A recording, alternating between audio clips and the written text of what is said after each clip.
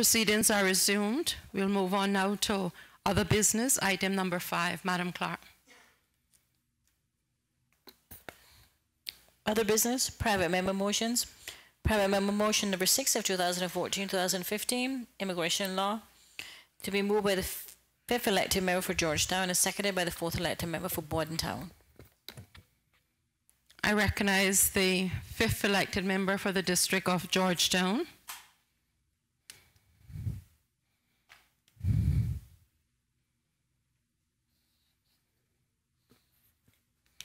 Thank you, Madam Speaker. I rise to move private members motion number 6, 2014-2015, immigration law, immigration accreditation system. Whereas the immigration law 2013 revision provides for the granting or refusal of work permits in the Cayman Islands, and whereas in 2009, the government of the Cayman Islands commissioned a working group to consider an immigration accreditation system to place stricter controls on the large increase in the number of work permits, increased evidence of employers acting unscrupulously, increased evidence of employees being treated unfairly by employers, employers failing to comply with statutory pension and health insurance requirements, and employers failing to fulfill their responsibility to recruit, train, and provide advancement opportunities for Caymanians.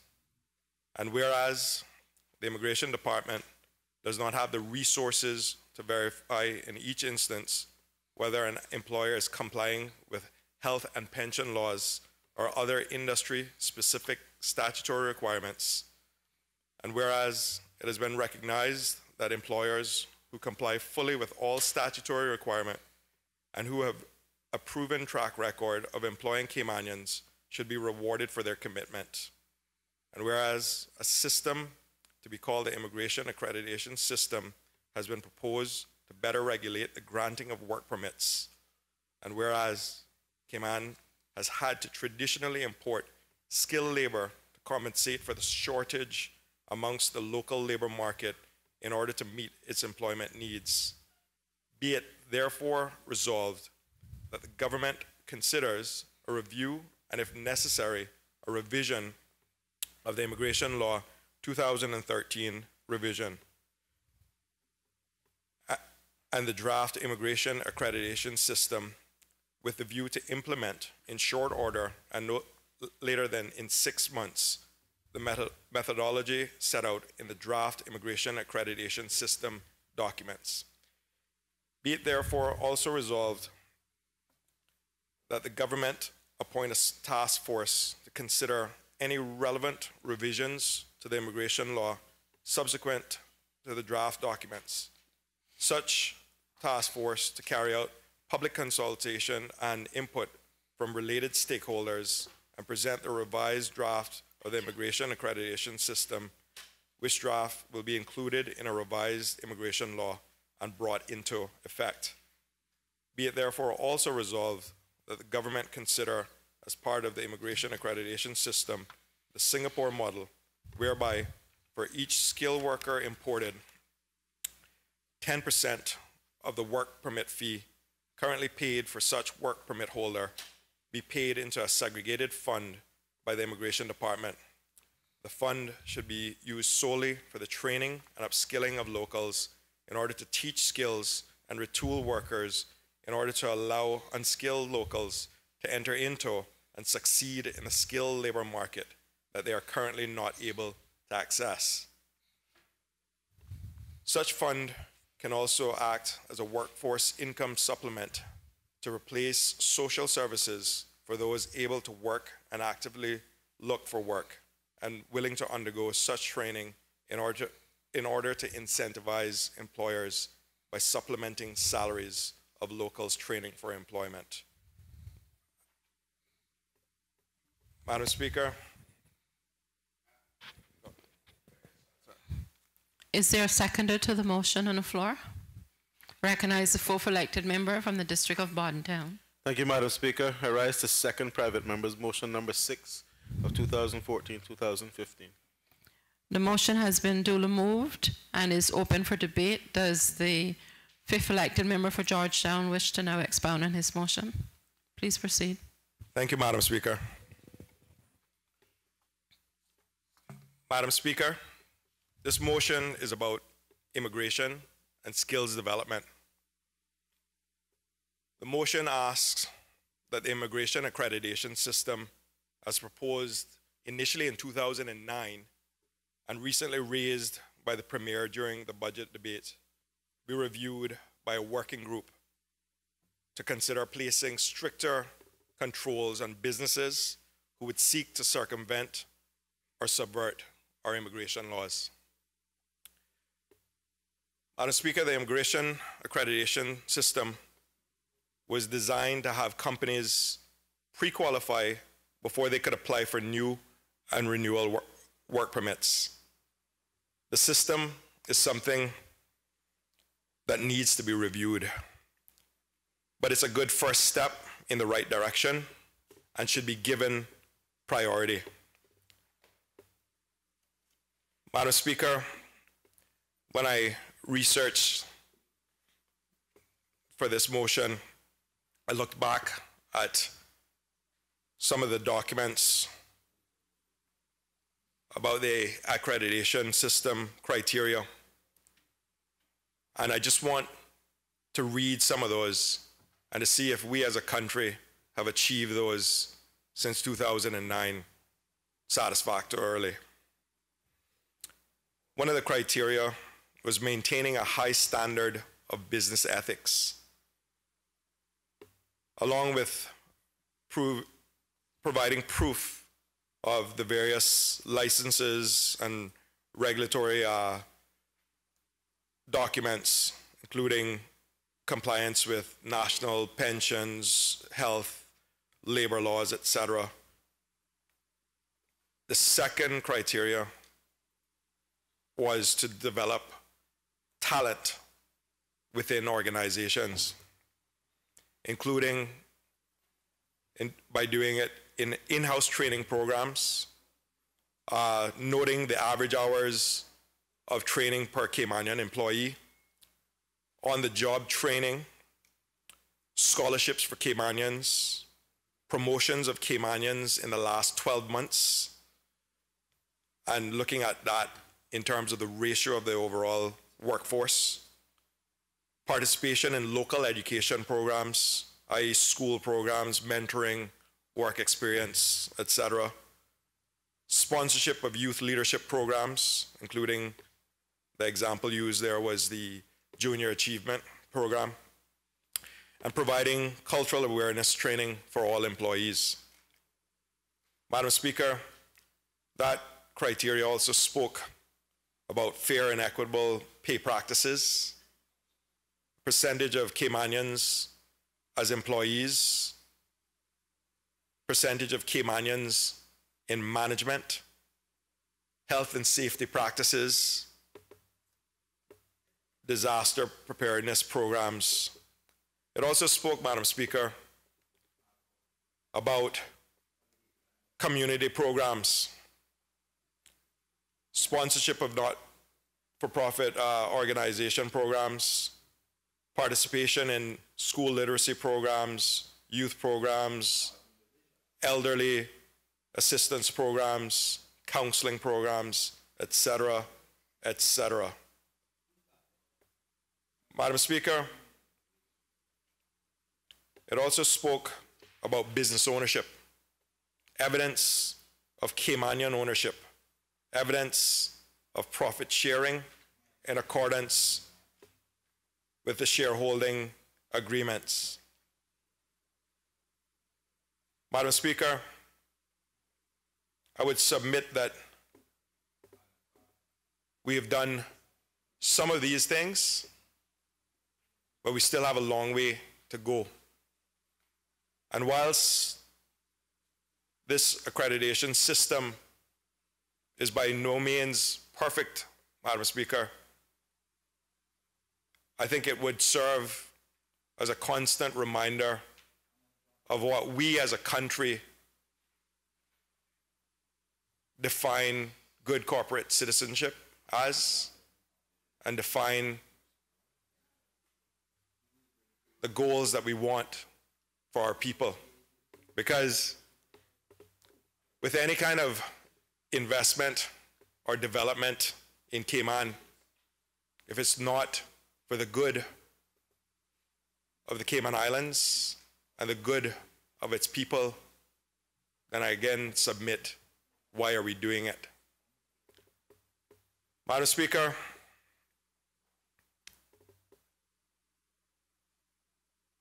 the agenda entailed rewarding companies for good business practices, for promoting Caymanians in the workforce while preventing abuse of migrant workers. We have to admit that we don't have the personnel in immigration to police the businesses, nor should we do so myopically. We cannot afford to keep the status quo, Madam Speaker, because for 40 plus years, it hasn't worked. The stick approach has not worked for the Cayman Islands. But what we can do, Madam Speaker, is come up with a better way, a more transparent way, and one where Caymanian people can share in the success of these islands, and they feel that they can subscribe fully to that Caymanian dream that their parents and grandparents had for them. We continue, unfortunately, Madam Speaker, to have those who would feel that they're bigger, smarter, or simply too good for the laws of these islands.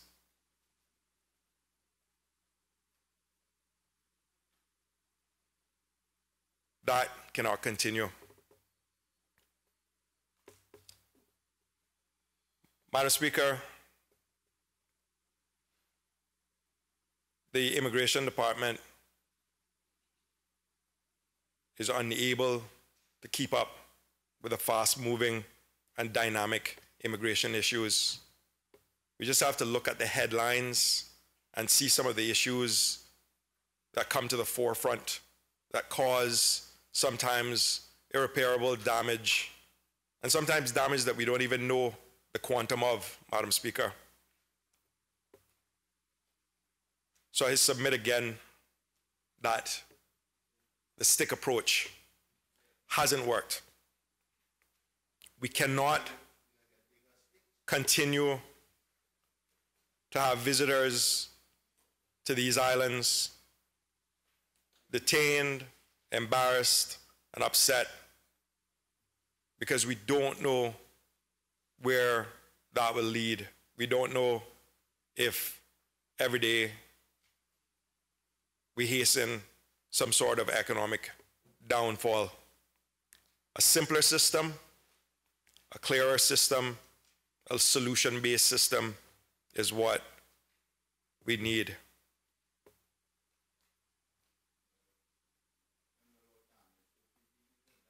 Madam Speaker,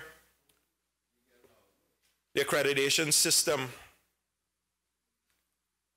will reward those who come here to do the right thing, that have the best interests of the country at heart, who hire, train, and promote Caymanians to the highest levels. These businesses, based on an accreditation system, would have a competitive advantage, and rightly so, because their fees, Madam Speaker, their access to work permits and other things would be a lot smoother. Madam Speaker, those who fail to do their part, to pay their pensions and health, to act unscrupulously, to try to thwart the laws of the Cayman Islands, would therefore be unable to participate in the full spoils of those doing the right thing. And Madam Speaker, I think that sends a very powerful message, and it's a positive message, because we as a Caymanian people have traditionally and historically been very inviting to anyone who comes to these shores. A lot of times that kindness has been taken for weakness, and a lot of times our people have been abused. And I challenge anyone to say otherwise. But Madam Speaker,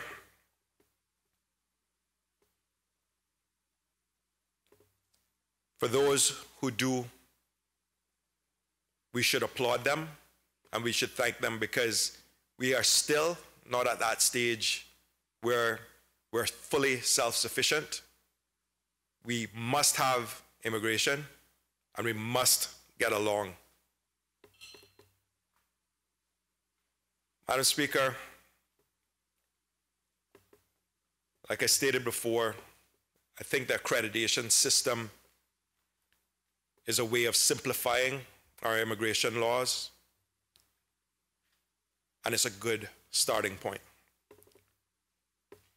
I turn to the upskilling portion, Madam Speaker, of this motion,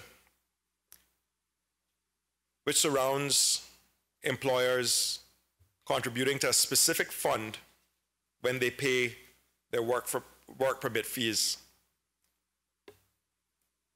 And we are not, Madam Speaker, and I'll repeat this and I'll say this very slowly, because I think that sometimes I must not be speaking clearly when I'm in the House, because when you read the headlines, it doesn't match the Hansard. Madam Speaker,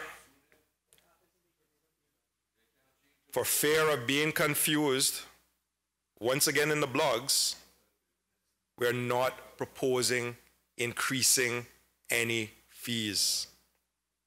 10% of all existing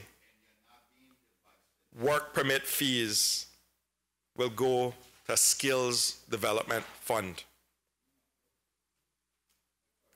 And I believe that this should be collected by the National Workforce Development Agency, or NWDA.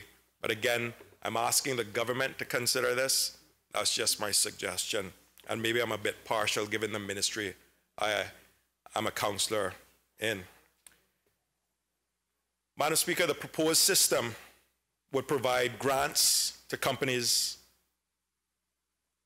to allow them to send their unskilled workers for training in agreed categories based simply on the number of work permits in that area that are granted year on year.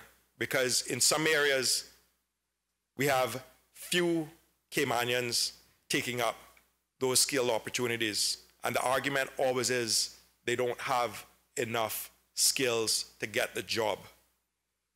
So this motion, Madam Speaker, seeks to cure that argument. And Madam Speaker, before I get again misquoted, or before my intentions are somehow skewed, this is not something that I dreamt up overnight. And they often say that imitation is the best form of flattery. Madam Speaker, I studied the Singapore model, and we all look worldwide to Singapore as a country that came out of the swamps and became a world financial power. And this, Madam Speaker, is squarely taking a page out of their book. And I will admit plagiarism in this instance, but it's something that I think that Cayman has to do to ensure that our citizens avail themselves or are able to avail themselves of every opportunity in these islands, and that they can take up their places, their birthright, to the top jobs in this country if they prepare themselves. And again, Madam Speaker, I'm going to go slow here. I am not saying that being a Caymanian is a qualification. What I'm saying is, if Caymanians do all that is asked of them by employers, then their birthright is that, and the laws of these islands dictate that they should get first dibs at any opportunity in those firms. That's what I'm advocating, Madam Speaker.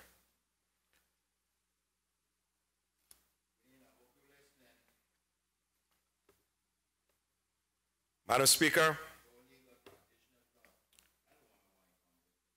if companies sign up,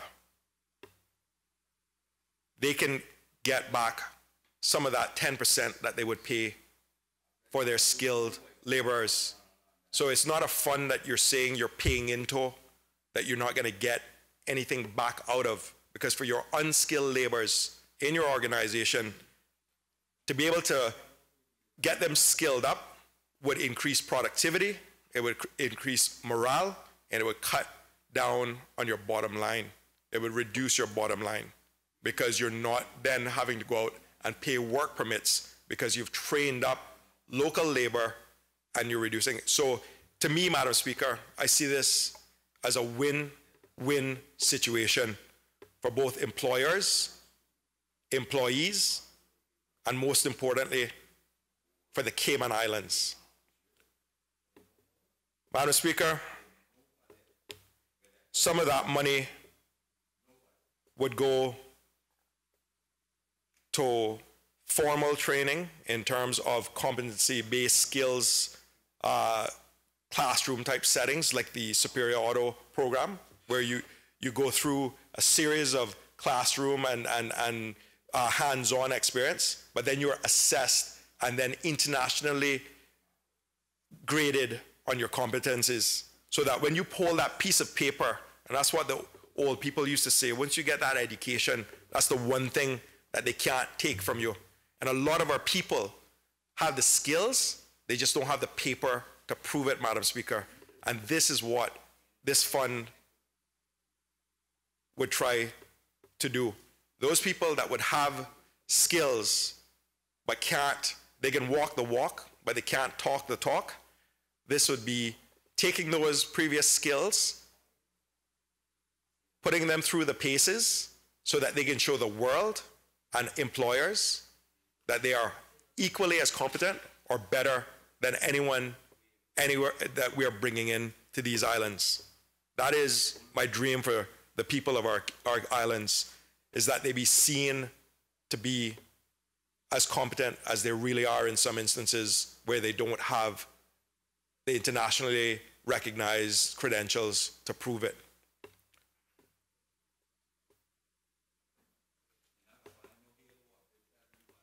Madam Speaker, in truth, if used properly,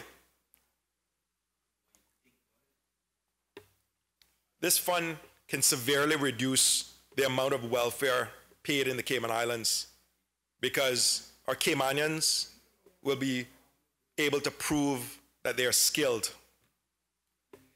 And under the current law, as I said before, they would have to be given first choice if we're comparing apples and apples.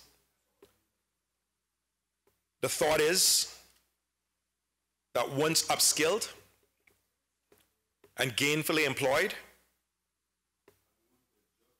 our own newly skilled Caymanians will no longer then require welfare. So it's a counterbalance, Madam Speaker.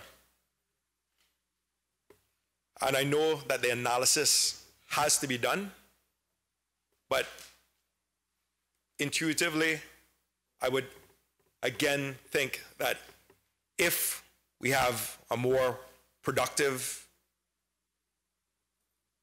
workforce where more people are participating in the economy, then there will be less of a burden on our social services coffers. Madam Speaker, I touched on international skills, or internationally verified skills. This is the only thing, in my estimation, that will give our people the best chance at economic success. Because far too often, Madam Speaker, we look overseas, we see credentials, and those credentials are weighted in favor of practical experience. And so, in my mind, the only thing to do is to get those pieces of paper, and that will take away any of the guessing.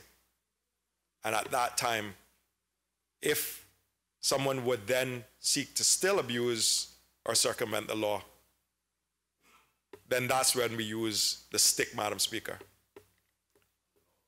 Madam Speaker, we're all adults. We know the rules of society. We come into the Cayman Islands. We're expected to follow those rules, and we're expected to do the right thing by the people of this country. Madam Speaker, I envisage that the eligibility criteria would be that all companies would be registered with a body like the NWDA. They would, only the employees that are Caymanian citizens or permanent residents would be able to access these training programs. And then the trainees must attend and fully participate in the programs, or they will be forced, in some instances, to repay these fees. Because, again, we can't be putting programs in place trying to help our own citizens and them squandering the opportunities. That leads to a lot of stereotypes. That leads to us taking 2 steps backward for every 1 step, Madam Speaker. Madam Speaker, I also don't think that this program should be aimed only at technical or vocational professions.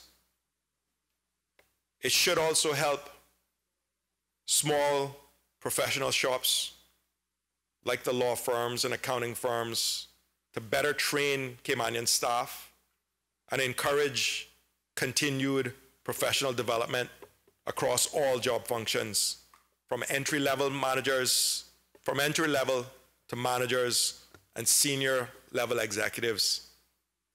Madam Speaker,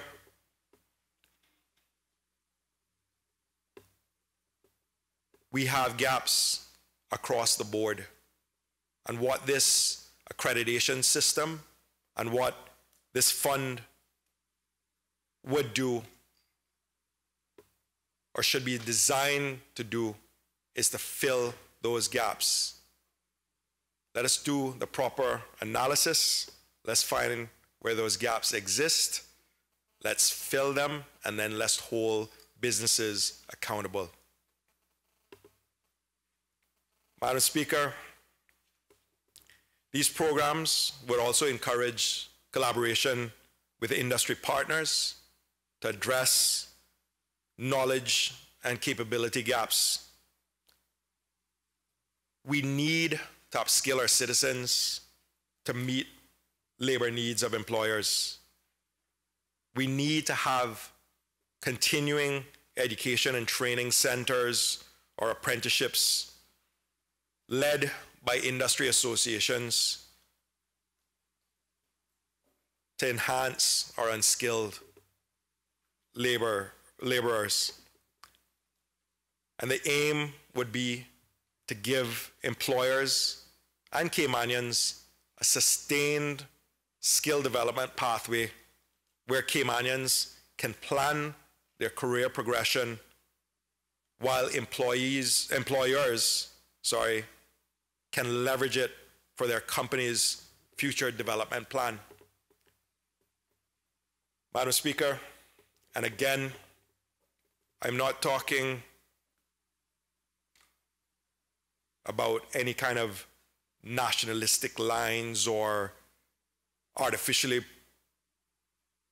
protecting Caymanians. This is what other first world industrialized countries are doing. The questions surround how do nations increase the workforce skills and what the role of government is in leading the national upskilling efforts. Singapore has done this in a relatively short period of about 40 years. And I'm talking relative in history, Madam Speaker. This is not a magic bullet. It's not going to cure things overnight. But we as a government, we as legislators have to come up with a plan, and then we have to start executing it. Because when asked, our children and grandchildren will want to know, did we have the foresight to protect their heritage? Did we have the foresight to predict some of the employment skills necessary? Did we have the foresight to ensure that they could have a full participation in the Caymanian dream that so many people have come and realized to these shores? Madam Speaker, I hope and I believe that this government, led by the Honorable Premier, has identified the general linkage between economic development needs and skill formation and development. I know this because of the discussions we have in caucus and cabinet. I know this because every single person in this government and in this legislature, I truly believe, want to do the right thing by the Cayman Islands and by its people.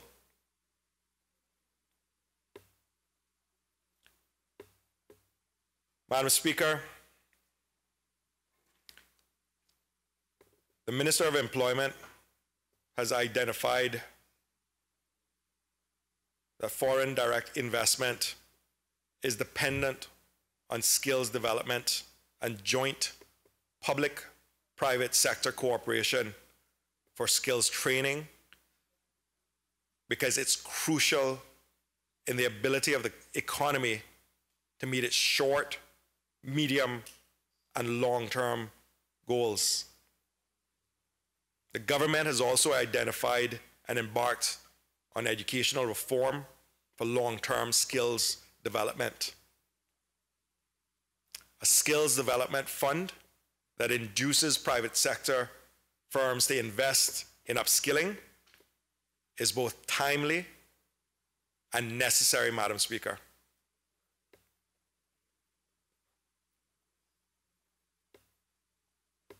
Madam Speaker, we have to come up with a comprehensive plan to prepare the Caymanian workforce for the future and maintain a competitive advantage for Cayman. For employers, the plan should be to enhance quality and productivity by helping their employees acquire industry-relevant skills and stay ahead of industry developments. For all Caymanians, the plan would form the fundamentals of a lifelong learning system to help workers find their niches, seize opportunities in new growth areas, and remain relevant, and most importantly, Madam Speaker, employable.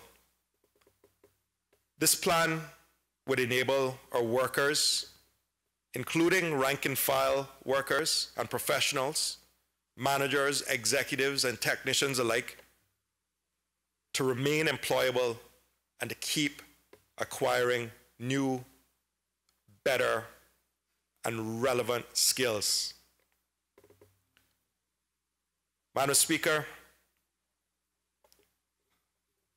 I would ask the government to consider the workforce of the future, to consider what the goal of our resident workforce will be in 5, 10, 15, and 20 years from now. I think a goal of at least 50% of all of them having some sort of diploma qualification across the board is more than doable if we roll up our sleeves and get the proper systems in place to support that. Madam Speaker, the world is changing. Emerging and growth industries will require that Caymanians equip themselves with skills to seize job opportunities in these new industries, whether they're preparing for new jobs, switching careers, or just acquiring new skills. As part of any such plan, Madam Speaker, the government needs to ramp up the capacity of the training infrastructure, establish stronger linkage between training and pre-employment education institutions, and focus on adult learning to develop the capacity of adult educators. Madam Speaker, if one of our aims is to dramatically increase the annual training capacity by 2020, the government must partner with all education and training providers on island and come up with a comprehensive plan for both the public and private sectors. We need to set up quality training and apprenticeship opportunities for growth industries, as well as expand our existing high quality and industry relevant training courses at both the government university of UCCI and the private university ICCI and other private sector centers for competency-based training. Madam Speaker, this motion will also encourage, hopefully, an employment master plan.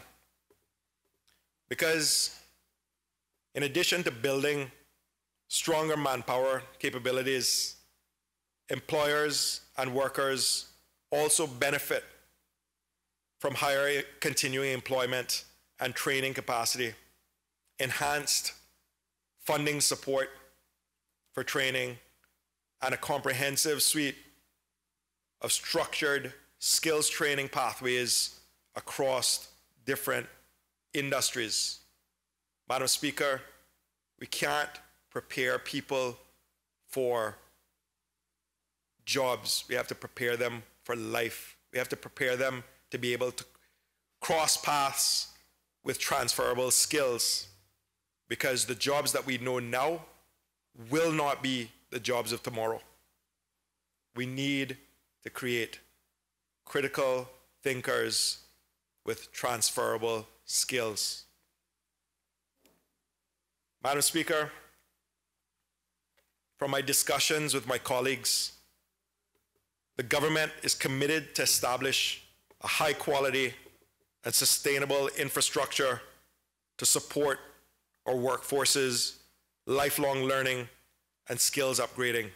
And I commend to them this motion of the accreditation system and the upskilling fund as part of that solution. We will need to partner with the relevant industries in order to fully provide education and training opportunities that are relevant and quality programs that meet sectoral needs. Madam Speaker, I believe the support for this initiative would underscore this honorable House's continuing commitment to training and its increased importance in augmenting economic competitiveness as well as enhancing workers' employability. If we achieve a system of national continuing education and training, Madam Speaker, we will go a long way to reducing unemployment. Madam Speaker, that's why the accreditation system is so important. We need to set out upfront and very clearly what we expect of those businesses that would come to Cayman and that are in Cayman. We want them to succeed. We welcome them with open arms. But that comes with certain responsibilities that they must demonstrate that they have done before they are allowed to continue. Because far too long, Madam Speaker, we've allowed some to go on with impunity, with blatant disregard for our laws and circumventing those laws. Madam Speaker, for this to work for all people in the Cayman Islands, and in this House, I represent Caymanians. So I'm speaking specifically to those people. They must have an equal bite at the cherry if they do their part. Madam Speaker, I make no apologies for being who I am, and as a proud Caymanian.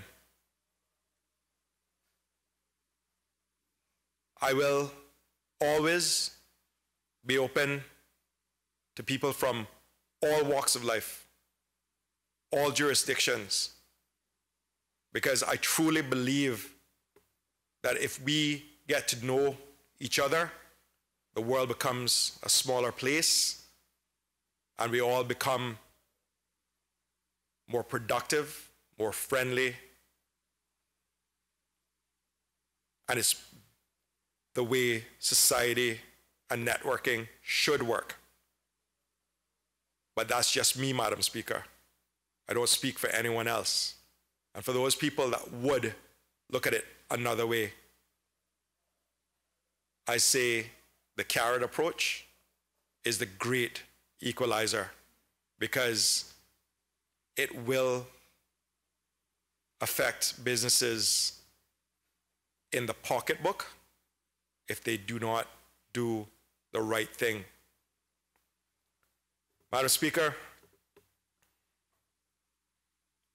continued dialogue will ensure industry-agreed national skills. We want employers to be part of the solution. In fact, we need them to be part of the solution, because we can't sit here as legislators making laws that are irrelevant and hoping that they achieve some great purpose. That dialogue must happen, but it has to happen honestly, openly, and it has to benefit the people of these islands. Madam Speaker, the government understands that investing in our people, their knowledge, and their skills is fundamental to building a new Caymanian economy.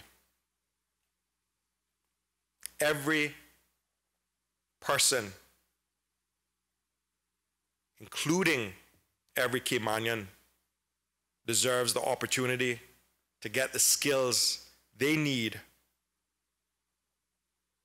to succeed in this economy, whether they're training to be an electrician, an engineer, a lawyer, or even an aged care worker. Madam Speaker, we also know that the jobs of the future will be more skilled and require higher levels of training and education than we currently have. Madam Speaker, you only need to look at those graduating from our schools and recognize that with every stellar report,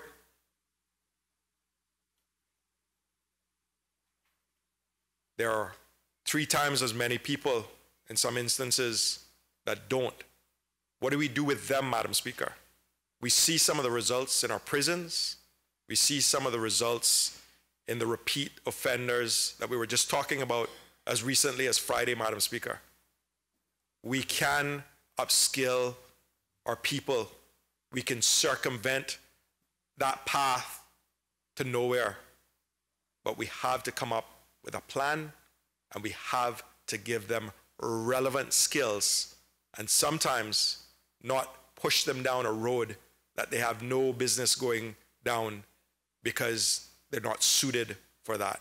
We need to give them relevant skills for their aptitude. Madam Speaker, just looking at the work permit situation, we realize that many industries are facing skill shortages.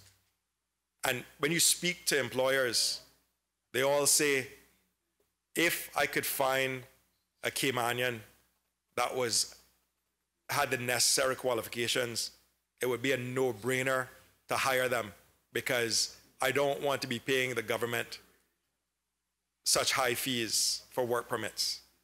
Madam Speaker, it's time to talk the talk, and it's time to walk the walk. We need to ensure that these businesses know what the country requires, and then we need to hold them to those requirements. And we need to reward them when they do. Madam Speaker, in my view, that's why government must drive vital skills and training reform. We can't keep waking up every day and trying the same old thing and expecting different results. Let's take some of that pride and put it behind us, that our people are too good for certain vocations, that our people are too good for certain sectors of the community. Every job has worth. Every Caymanian can be the best, whatever they want to be.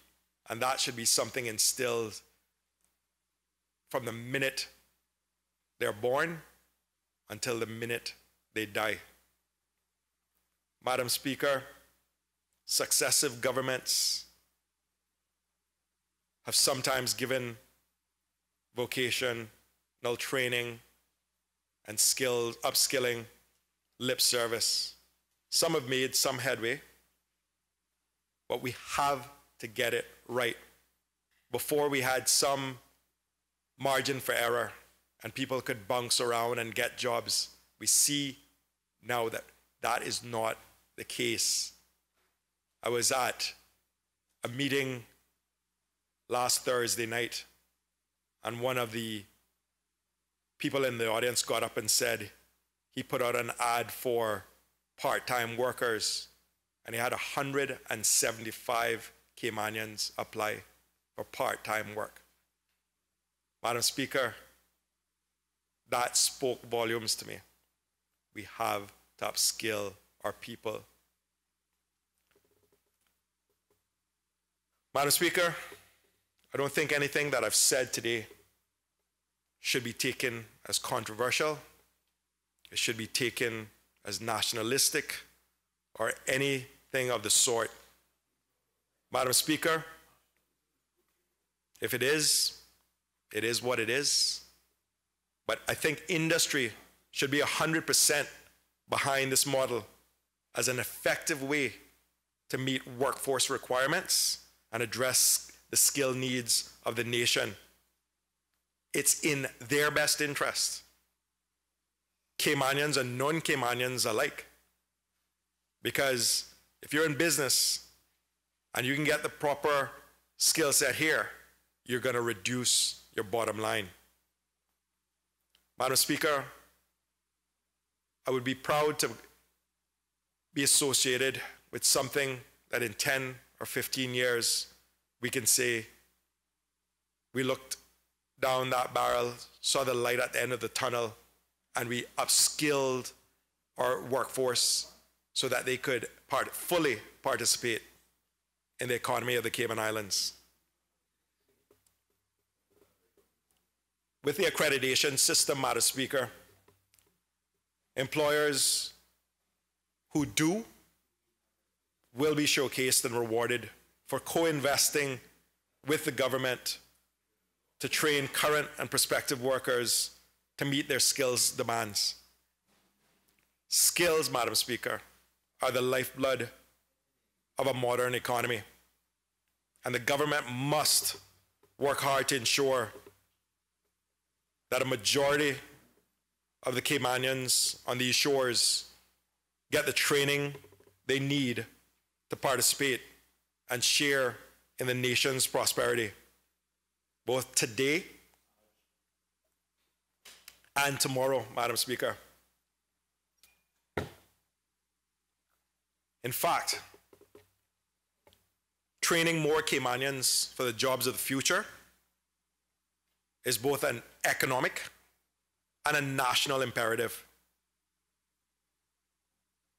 It's never been more important to ensure that this nation has a skilled and productive workforce in the pipeline to take up the jobs that we import on a daily basis. Because if we don't try to stem that, more and more people are going to be farther and farther removed from that pipeline. And then the government of tomorrow will basically be raising funds only for social services. Madam Speaker, we must ensure that Cayman remains resilient and competitive well into the 21st century. Cayman's success has created an unprecedented demand for highly skilled workers, and these workers, based on the work permit data, often come from overseas due to the lack of skilled Caymanian workforce. And in 5 years, there'll be a greater shortfall of these skilled workers if we don't push from now to close that gap. We will never get there, Madam Speaker. Because even if we gave every single Caymanian an opportunity, we would have more jobs than we have Caymanians. And that's a good thing. But every single able, capable Caymanian, if they've done their part, must be given priority. And this fund, Madam Speaker, that I'm proposing to the government to consider would ensure that people are undertaking apprenticeships and traineeships and being prepared for these opportunities. And if they don't avail themselves to it, then shame on them. But at least, as a government, as those responsible, we would be putting in place the proper systems. Madam Speaker, again I submit that such a fund is not a novel approach to skills training. It would be new for the Cayman Islands. And I think that it would be at the heart of any training efforts that this or any subsequent government should undertake, because we have to find a way to pay for it. Madam Speaker,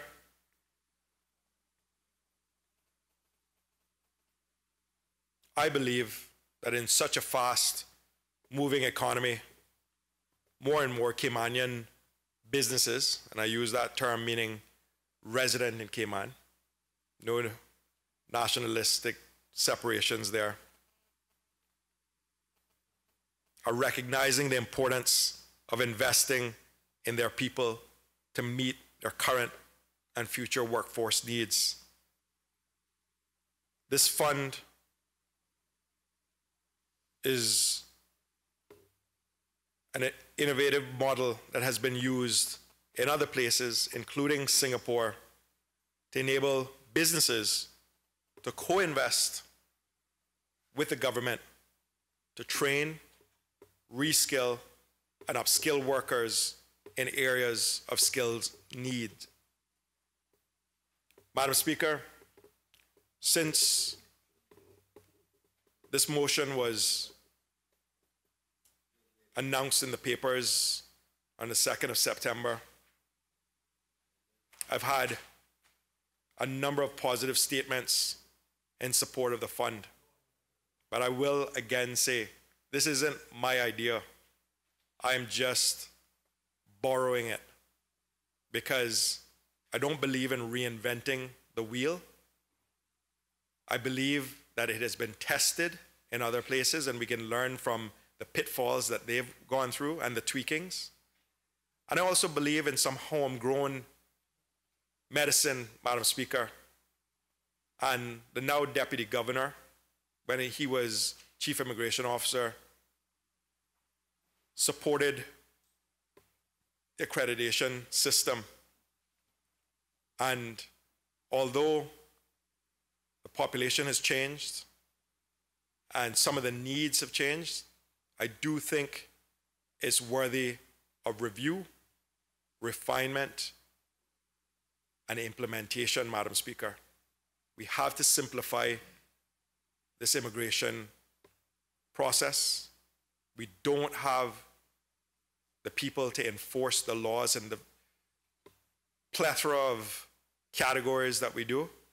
let's try to have people self-police and reward them for doing the right thing. It's a simpler, easier, more transparent system, Madam Speaker.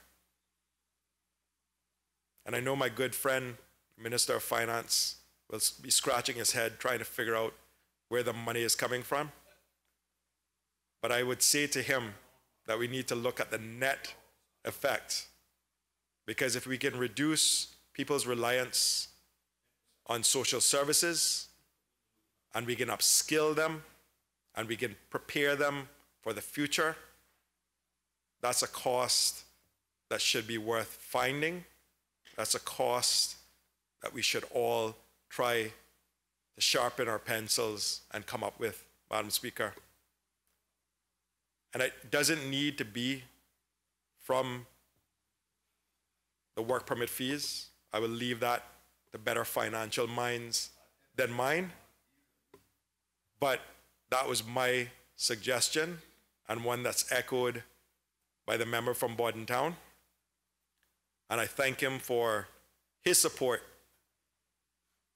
in something that the independent candidates and I campaigned heavily on. We wanted to see Caymanians availing themselves to every opportunity that these islands have to offer at the highest levels. And I know that the Premier and the Progressives, as you can see by the support by my fellow councillor and member in this honorable House, share the same views. Yes, the independent members of government, but I'm sure I'll extend that to my independent members over there, because every single one of them on that side I know has Caymanians' interests at heart.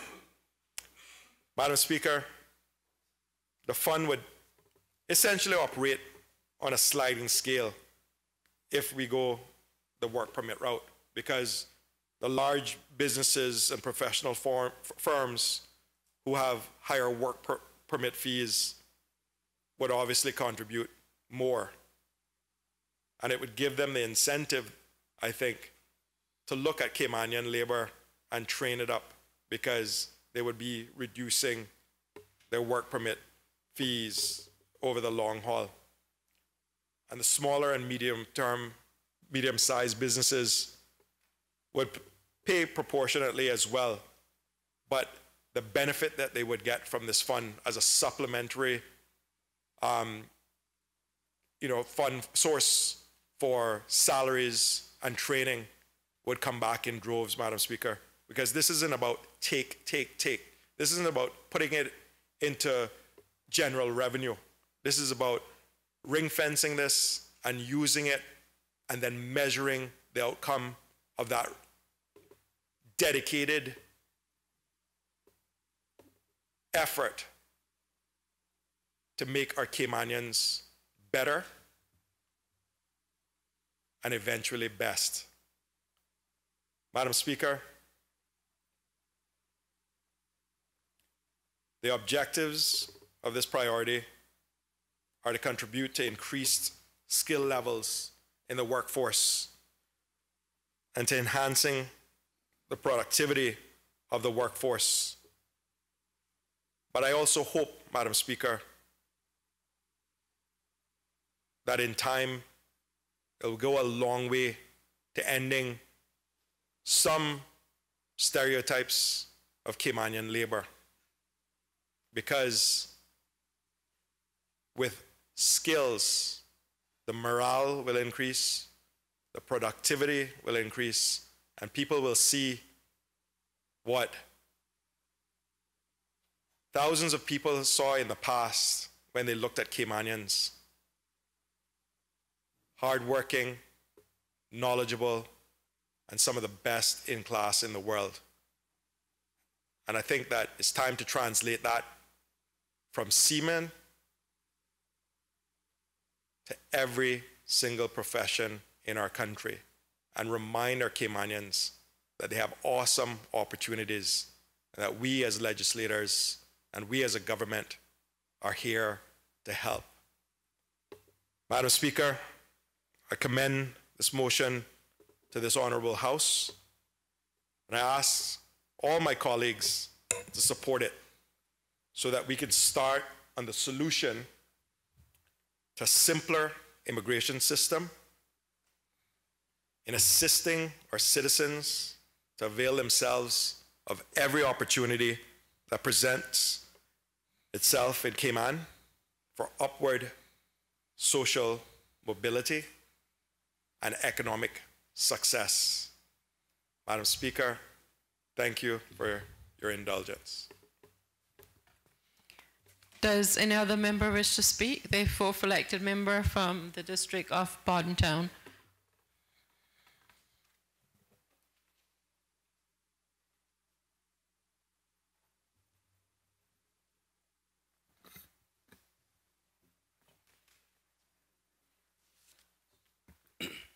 Thank you, Madam Speaker.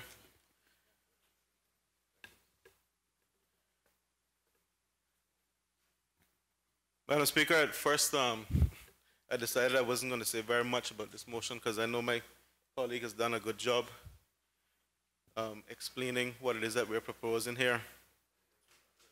But I decided that life is short and I may never get the opportunity again, so I better get what I have to get off my chest when I have the opportunity.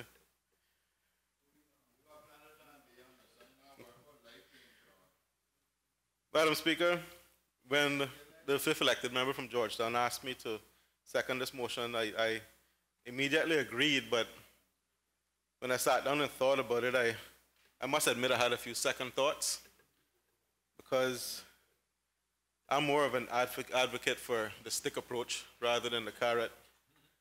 But Madam Speaker, when I went back to my office in Bordentown, and I sat down and I looked at what I do is when people come to see me as constituents, I have a single sheet of paper that I keep track of the meeting and what we discussed and so on, and what actions were to be taken.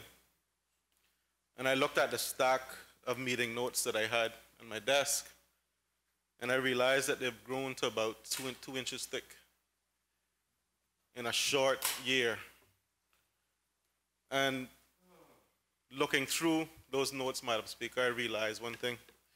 The vast majority of those notes were related to employment issues. The majority of people who come to see me as their representative, Madam Speaker, make that common complaint all too often, that they're having difficulty finding jobs, they're having difficulty making ends meet because their current job doesn't pay well enough. And it's gotten to the point, Madam Speaker, where I do believe that we are suffering from an ill that has to be addressed with extreme determination, or we are going to get caught up in a downward spiral that we will never recover from. To understand the situation, Madam Speaker, we have to really look at how our labor market is actually put together and understand the issues from that point of view. The Cayman Islands does not have all the components of a successfully well-regulated labor market. We have employers who are extremely well organized, and there are a number of associations and that these employers are a part of. But the government itself acts as a regulator. Government is also an employer. And government is tasked with enforcing our labor laws and our immigration laws. But Madam Speaker, it is not always the case that government gets it right. We've seen that. We've seen examples of that. We've seen examples of where employment agencies are starting to take on the role of labor brokers, cheap labor brokers. And they seem to be more focused on importing cheap labor for profit than anything else. Madam Speaker, I've known examples, numerous examples, where Caymanians have registered with these labor agencies and have been totally ignored. I've also seen instances where Caymanians will proactively contact an agency and apply for jobs on their own that they've seen the agency advertise, only to be told that the job is a work permit renewal and perhaps they'd be interested in another job. Then they go back into that cycle of not being called, not being contacted.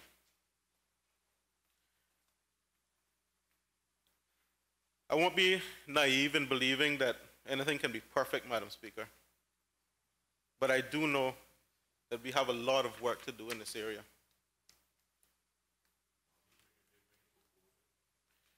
What is missing is a major component of our self-regulating labor market.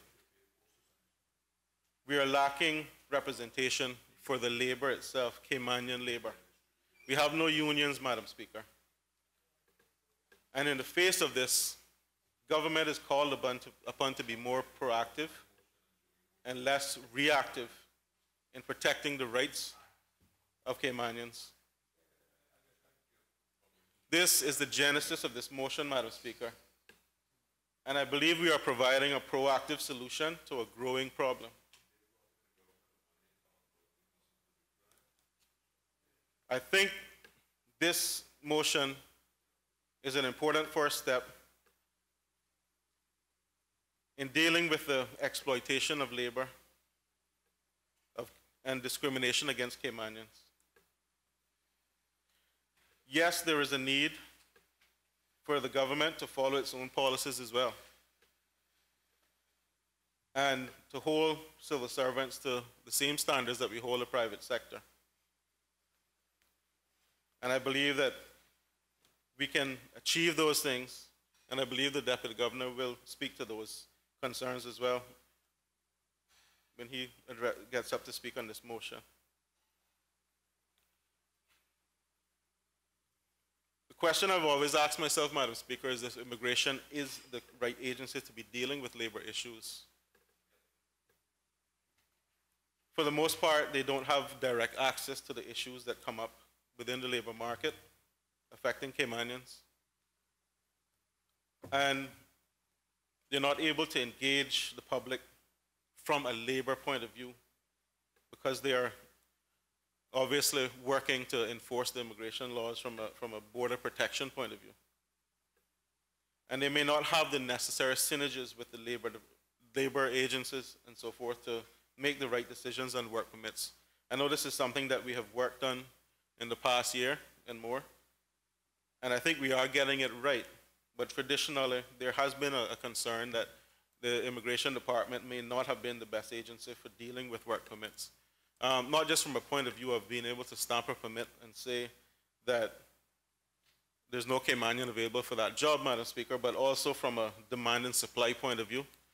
It is important that whoever is approving work permits have access to the demand and supply for labor in the market. I believe that the department, as my colleague said, lacks the proper resources to properly monitor and arbitrate and enforce the laws in all areas that affect labor. Madam Speaker, we did hear about a number of successes with the NWDA. I was pleased to have been asked to chair the NWDA task force, and a number of good, solid solutions have been put forward that I think will go a long way in improving the labor situation. I know I've heard the concerns, many people are concerned about what can NWDA do for Caymanians. Traditionally, Caymanians have not relied on that agency to help them find employment and remain employed. But I have seen a huge effort in the past 12 months or so, starting around September last year, put into making that, turning that department around and making sure that it is there to provide the necessary support to Caymanians who are looking to be employed.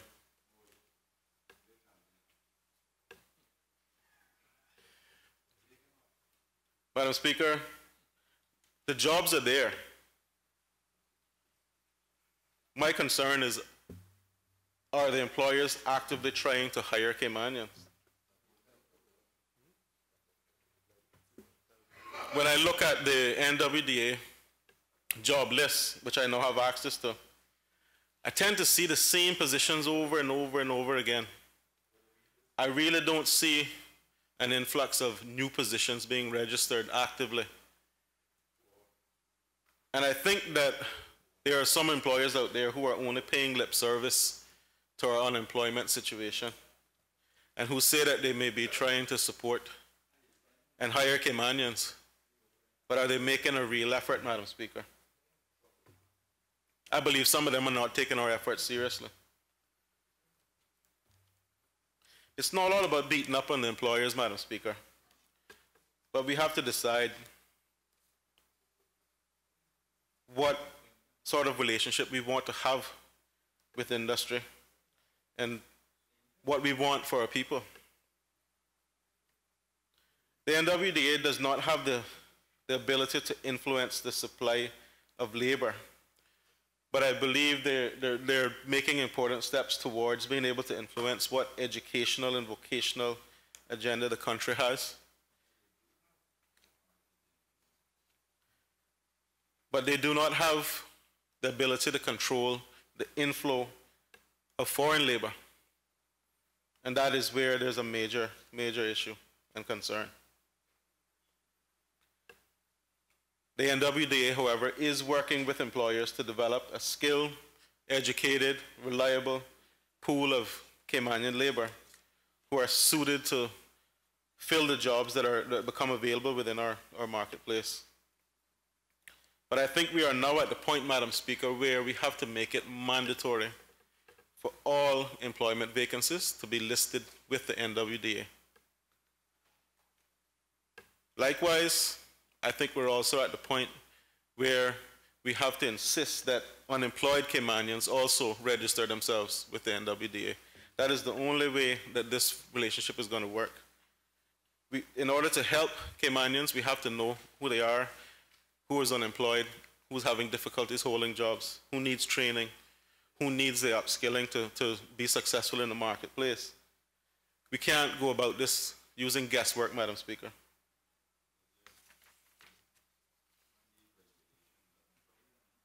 Madam Speaker, there's no secret that unemployment hurts the economy. The strain on government resources is obvious. If someone is not working, they will at some point inevitably have to rely on the government to help them. It adds more people to the social services list, without a doubt.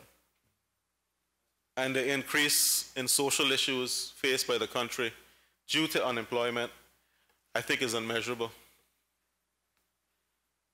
Prisons become crowded and strained. The police become resource strained. And no good will come of having Caymanians unemployed, sitting idle, unable to pay their bills, take care of their families. We're seeing some of that now, Madam Speaker, some of the end result of that. Madam Speaker, I've said it before in this honorable House, and I'll say it again, we have to control the level of imported cheap labor that is coming into this country. It competes directly with the young people who are leaving high school, who are deserving of entry-level positions in the various industries.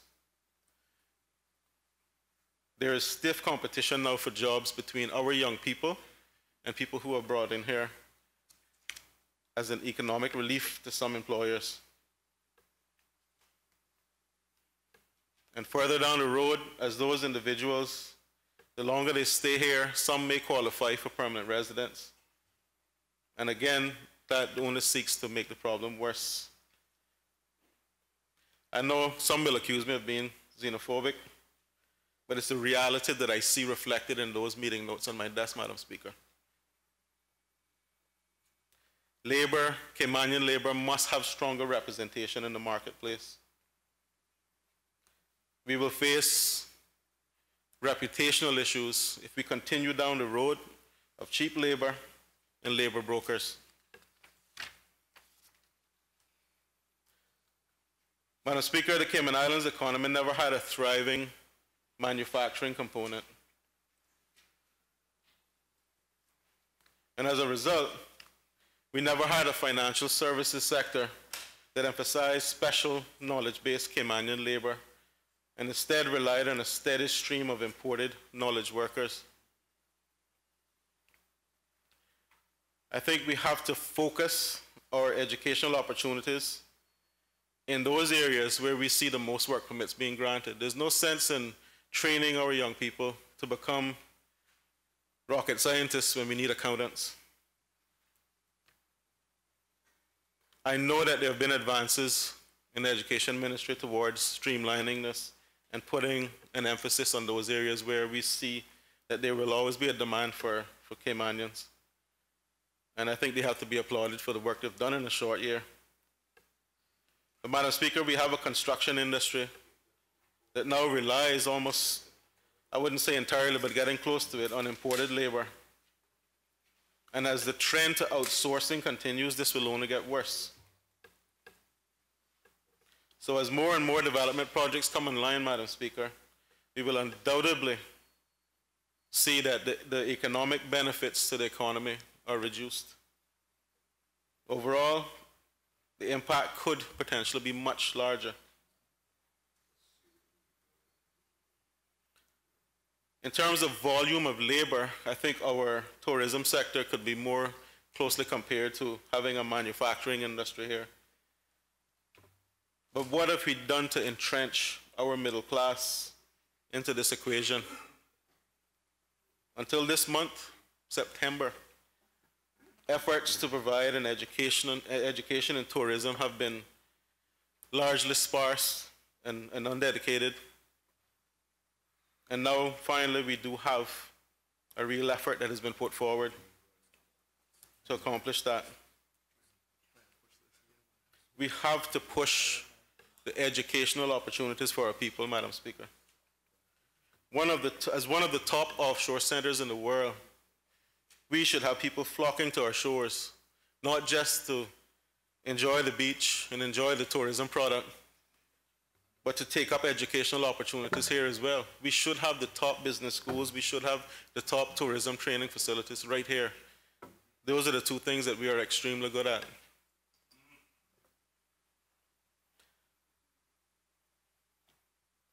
Madam Speaker, as our population of Caymanians expands, so too should our middle class. But lately I have noticed with a lot of concern that we seem to have a disappearing middle class. Madam Speaker, when the middle class disappears into poverty, they take the economy with them.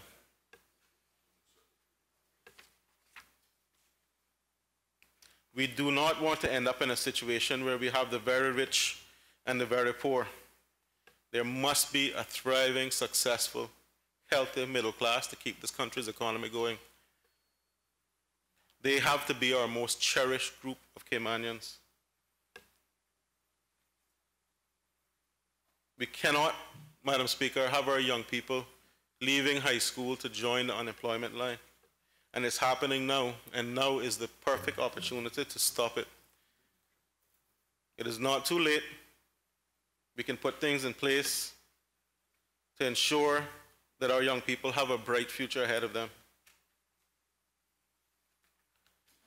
Madam Speaker, for most of this century, or the latter part of this century, the relationship between corporate wealth and job creation was clear and obvious.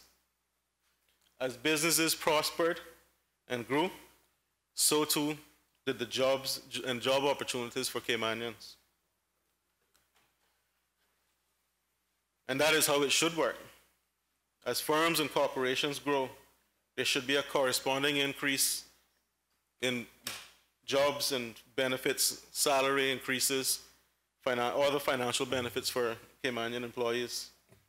Honourable Member, if I could just have your indulgence, I'll call on the Honourable Premier to move the suspension of Standing Order 10-2 so that business can continue beyond the hour of 4:30 p.m. Thank you, Madam Speaker. Madam Speaker, I beg to move the suspension of Standing Order 10-2 in order that the business of the House may continue beyond the hour of interruption. The question is that Standing Order 10-2 be suspended to allow the business to continue beyond the hour of interruption. All those in favor, please say aye. Aye. Aye. Those against, no. The ayes have it. Accordingly, Standing Order 10-2 is hereby suspended. Please continue, fourth elected member from Bordentown. Thank you, Madam Speaker. Madam Speaker, I was saying that it's natural that as the economy does better, as firms and companies do better and grow, the opportunities available to the local population should also increase. But in our case, we're slightly unique in that we didn't have the labor and local knowledge base to quickly meet the demands of a growing, a very fast-paced and quickly increasing financial services industry and tourism industry. So we imported labor because we were compelled to do it. We had to build infrastructure. We also had to import the knowledge to build our service based on the industries. So, Madam Speaker, I'm not completely against labor and expertise coming into this country. I know that we can't do it alone. I know that the quickest way to develop and grow an industry is to rely on those who have done it before and who have the experience. But during that time of rapid growth, when Caymanians were able to fit in, they were able to find jobs, things were balanced. Our young people were going away to school, coming back with college degrees, and finding opportunities. Those who didn't were able to get entry-level jobs and work their way up in these corporations. Those were what I refer to as the good old days in the Cayman Islands. But because we were growing and the demand for our services and our tourism experience was high, there was not so much of an issue. And those who came and lived and worked among us enjoyed a symbiotic relationship with us. There were those one or two instances, yes, where people were unhappy and things didn't quite work out how we wanted them to, but they were easily dealt with. But that was during the time, Madam Speaker, when our Caymanian middle class was growing and thriving and supporting this economy. They were able to invest in their own children's educations and start businesses of their own quite often. Many of us built businesses that provided goods and services to those who came here to live and work. The middle class was the engine that powered this economy. And as a result, Madam Speaker, businesses didn't really have to contribute, in comparison to other jurisdictions, a whole lot to the government coffers. These secondary industries and businesses actually helped to fuel the economy. And that is, we were able then, Madam Speaker, to achieve that economic miracle without having to rely on income tax, as so many other countries had to do. But Madam Speaker, this balance has now shifted. And corporate growth doesn't automatically result in jobs. We've seen this and the effect of this in outsourcing as companies try to get smarter and leaner. We've seen where technology improvements have also made new hires unnecessary in many areas. But Madam Speaker, this ready supply of cheap labor, and I'm talking about cheap labor that comes at less than $5 an hour in some cases, is where the real problem lies.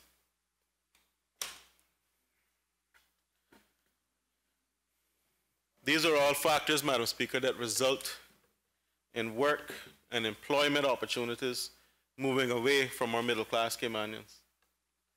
and it further deepens the rift between the firms and corporations and the Caymanians. And we know that that is a recipe for disaster, Madam Speaker. When you have these two groups not trusting each other and not wanting to work together.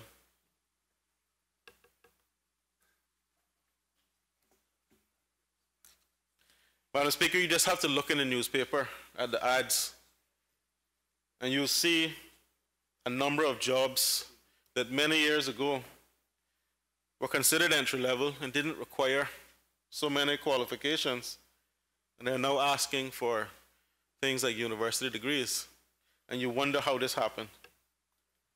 And I'm not crying down the fact that employers are now asking for a higher level of education. In fact, I applaud that, but let's be reasonable.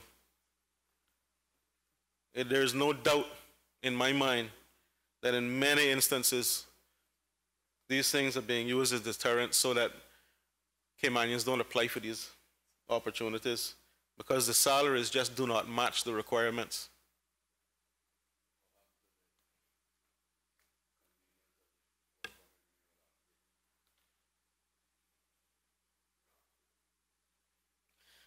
It is shocking, Madam Speaker, when I hear about these practices. And when you consider that some of the degrees from countries overseas don't even match up to the degrees that our young people are coming home with.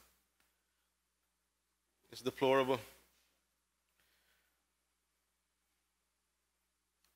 Madam Speaker, as more and more firms find customers overseas and find ways to deliver their services from other jurisdictions, the opportunities are going to be fewer and fewer for local Caymanians.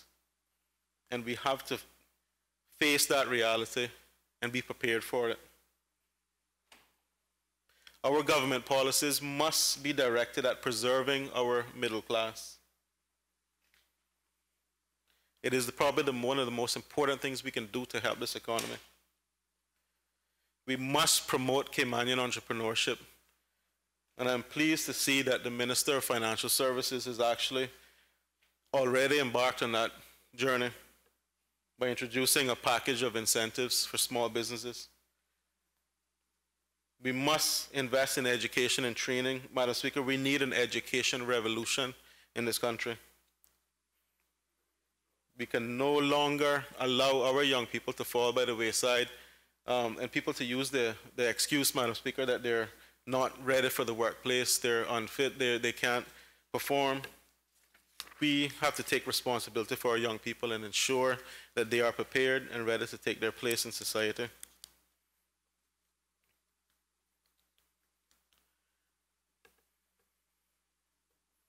The government has to create policies that will seek to preserve the position of Caymanians in the workplace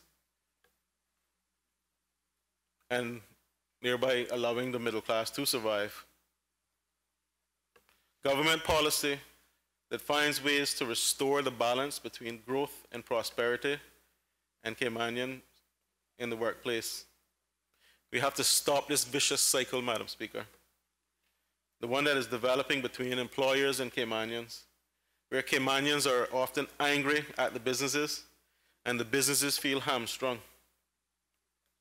The government must intervene, and we must resolve these issues with urgency. Our government is tasked with a multitude of responsibilities, Madam Speaker. The government must provide infrastructure, health care, emergency services, registries, regulators, and the list goes on. Airports, docks, cruise facilities. The firms and corporations are not required to pay a huge portion of their revenue into the government coffers.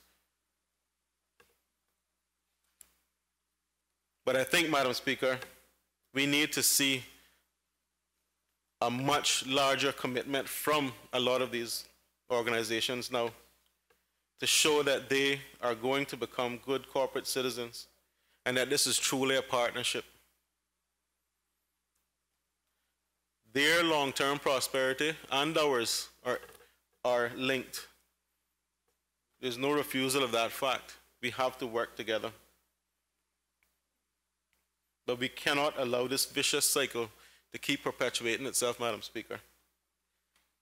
Government must encourage the creation of new industries as well. We must look to fill the gaps so that all capable Caymanians are employed in occupations that match their skill set and education.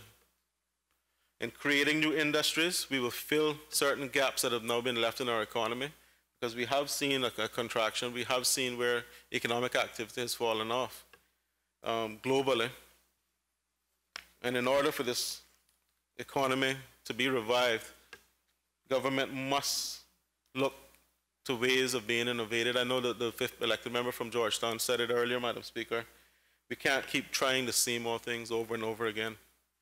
We have to become creative. We have to get ourselves in a position where we are, as we once were, leading the way. We can't keep trying the same old formula. Madam Speaker, this motion calls on government to use a portion of work permit revenues or immigration revenues for training and education of Caymanians.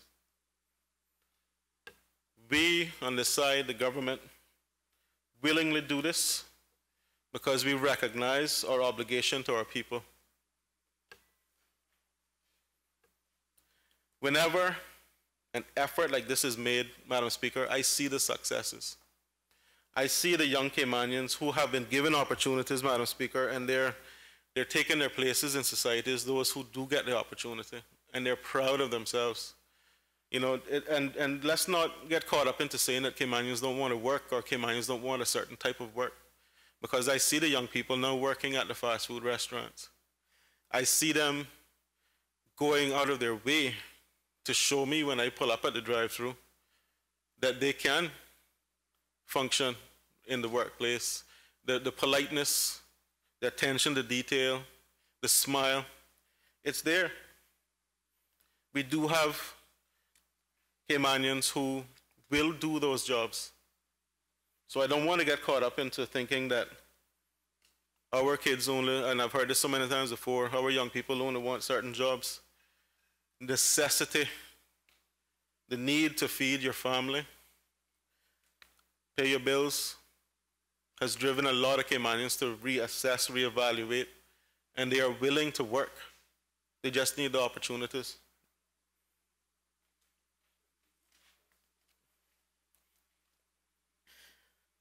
Madam Speaker, the member next to me is reminding me I shouldn't be eating at fast food restaurants, but it's I call it research.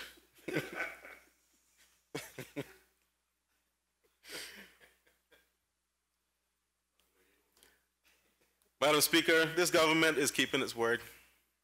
We are making an effort to do what we said we would do for Caymanians in the workplace. But I have to question sometimes if that effort on the other side of the equation is real. And I want to see some real examples of employers going out of their way to work with this government to find the opportunities for our young people. I am tired of looking at that NWDA database and seeing the same employers, the same list of jobs, and it's not growing. They're not using it. The government has put it there as a tool for employers to use on a voluntary basis. But it seems as if it's just being brushed aside. Madam Speaker, we are choosing a carrot approach, but we still have the stick. This government wants to embrace and support good corporate citizens, but we are still prepared to punish those who are not. The immigration law recently went through a number of amendments, Madam Speaker, that gave this government much more power to punish those who are not good corporate citizens. But it's quite obvious that this government wants to work with the marketplace. We don't want to abuse the power that we've been given. We want to work with the employers, and we are making every effort that we can to do this. But based on the number of constituents that show up in my office, I really have to ask, are the employers as committed to this as we are. So, Madam Speaker, I won't drone on for too much longer about this situation. I think everybody knows how I feel about the labor situation in these islands. Some of my experience has been based on personal experience, which I won't go into detail about here, but if I have to, at some later point, I will. What I hope to see is that employers will embrace what is being offered here, and that they will do their part in ensuring that our young people and our middle class get back to work, are able to become and remain productive members of society, able to feed their families, live happy, successful lives. We're not asking for the world. We're asking for our people to be given their fair opportunities as well. And with those few words, Madam Speaker, I will conclude by just asking all members of this honorable House to support this motion. I think it is an important step forward, and I want to thank the member from Georgetown for having the vision and the conviction to bring this forward. And I look forward to seeing it implemented. Thank you, Madam Speaker. I recognize the third elected member for West Bay. Madam Speaker, I too raise to support the motion. I commend the fifth elected member from Georgetown for bringing the motion. This is something that I personally campaigned on from 2000. I felt for too long, too many governments made it look as if work permits, Madam Speaker, was a revenue earner. My only regret about this, I only see the figure of 10%. I wish it was 50 to maybe 75% would be even better. But I too raise to commend the minister, and you will get support from this side over here as well. Thank you.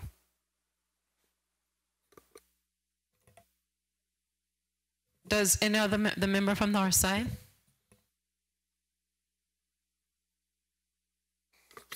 Thank you, Madam Speaker. Madam Speaker, I too want to lend my support to the motion moved by the fifth elected member for Georgetown and seconded by the fourth elected member from Bordentown. And Madam Speaker, I will agree with them, both that the stick approach hasn't worked, because the stick is not a stick. It is a flexible little piece of garden hose, and it keeps bending in favor of the employer. And members will remember my opposition to the changes to the TELEP group, because my concern there was we simply were not going to, one, have the resources, nor the willingness to enforce it, because I believe there are already enough provisions in the law if we chose to properly investigate some of these complaints and enforce what the law does in fact say. We would find that a lot more Caymanians would have opportunities to enter the workforce. And Madam Speaker, one of the things that people like myself get dismissed about is that we're only talking about unqualified Caymanians and Caymanians who don't want to work. You know, Madam Speaker, prior to 1984, if somebody on a work permit here said to a Caymanian that Caymanians didn't want to work, he got a knuckle sandwich. But the rest of us have allowed this thing to gain momentum, to fester, to gather, and we're even beginning to accept it as Caymanians, because that's all we ever hear. And Madam Speaker, I believe, I've always said, that give a Caymanian equal opportunity, equal motivation, equal remuneration, he will outwork and perform any other nationality in the world. But you can't, Madam Speaker, give him no motivation, token opportunity and half of the remuneration and expect him to work as hard as he possibly can. And Madam Speaker, I find in listening to Caymanians complaining, not only about not getting opportunities in the workplace, but about the way they are treated in the workplace. And again, we get the whole spectrum. I get this from the gardeners, the common laborers, the people who wish to get on the job training in the construction industry. Again, prior to 1984, I went on the summer vacation to work on a construction site. The carpenter allowed me to hold a piece of wood for him while he cut it on the first couple of opportunities. Then he might even allowed me to measure the piece of wood, mark it with the square, and eventually cut it. And eventually, within a short period, he could simply tell me, I want a piece of 2x4, 8 feet long, cut square, and he knew he was going to get it. Now, they get no opportunity, and they're told that they don't want to work because we don't apply any of the training or motivational skills. I had breakfast with a professional Caymanian 5 days ago, talking about the opportunities in the financial industry here in Cayman, that her and other Caymanians around her are being denied because they bring in people from the middle of that country that the US government calls a parking lot, who have never seen a mutual fund in their life. But they come here, and the Caymanian, out of our goodness to them, we tell them everything we know, right? But the Caymanian has an extended family they have to look after. They may have a wife and children, or they have parents. So they can't go to Sunset House on a Friday evening and drink till 9, 10 o'clock at night with the managers and the supervisors. But the non-Caymanian worker can. So they go, and when a promotion comes up, they get it because they're more liked by the supervisor, who's also on a permit, and also, Madam Speaker, they're less threat to the supervisor on a permit. So they don't get the opportunity to promote it. He promotes one of his own. And I will agree entirely. I've always said, Madam Speaker, that if this country believes that people who migrate to Cayman for economic opportunity on a work permit that the government issues to them is going to train a Caymanian to take their job, forcing them to return to the inferior conditions from which they migrated, isn't going to happen. That's not human nature. That's not going to happen. You know, most of the Caymanians that I know, from talking to the seamen in the 30s, 40s, and 50s, to even the Caymanians now who migrate for economic opportunity, they have one great life's ambition: to return to Cayman. These people come here for economic opportunity, and they never want to go back home. And we constantly amend our laws to allow them to stay and become permanent fixtures to prevent Caymanians from having upward mobility or job opportunities in their own country. Why? We know, as the mover of this motion said, that that system hasn't worked. So I am willing to support, to try the carrot. But, Madam Speaker, when we are from the carrot now, the bite on the finger, you don't want a stick, right? You want what my uncles, them used to call a piece of 2x4 scantling, right? And you don't want the pressure treated one because it's too heavy. You want the ordinary old white pine so that you can lick him quick, right? And it's hot plenty. Box him, you know the word.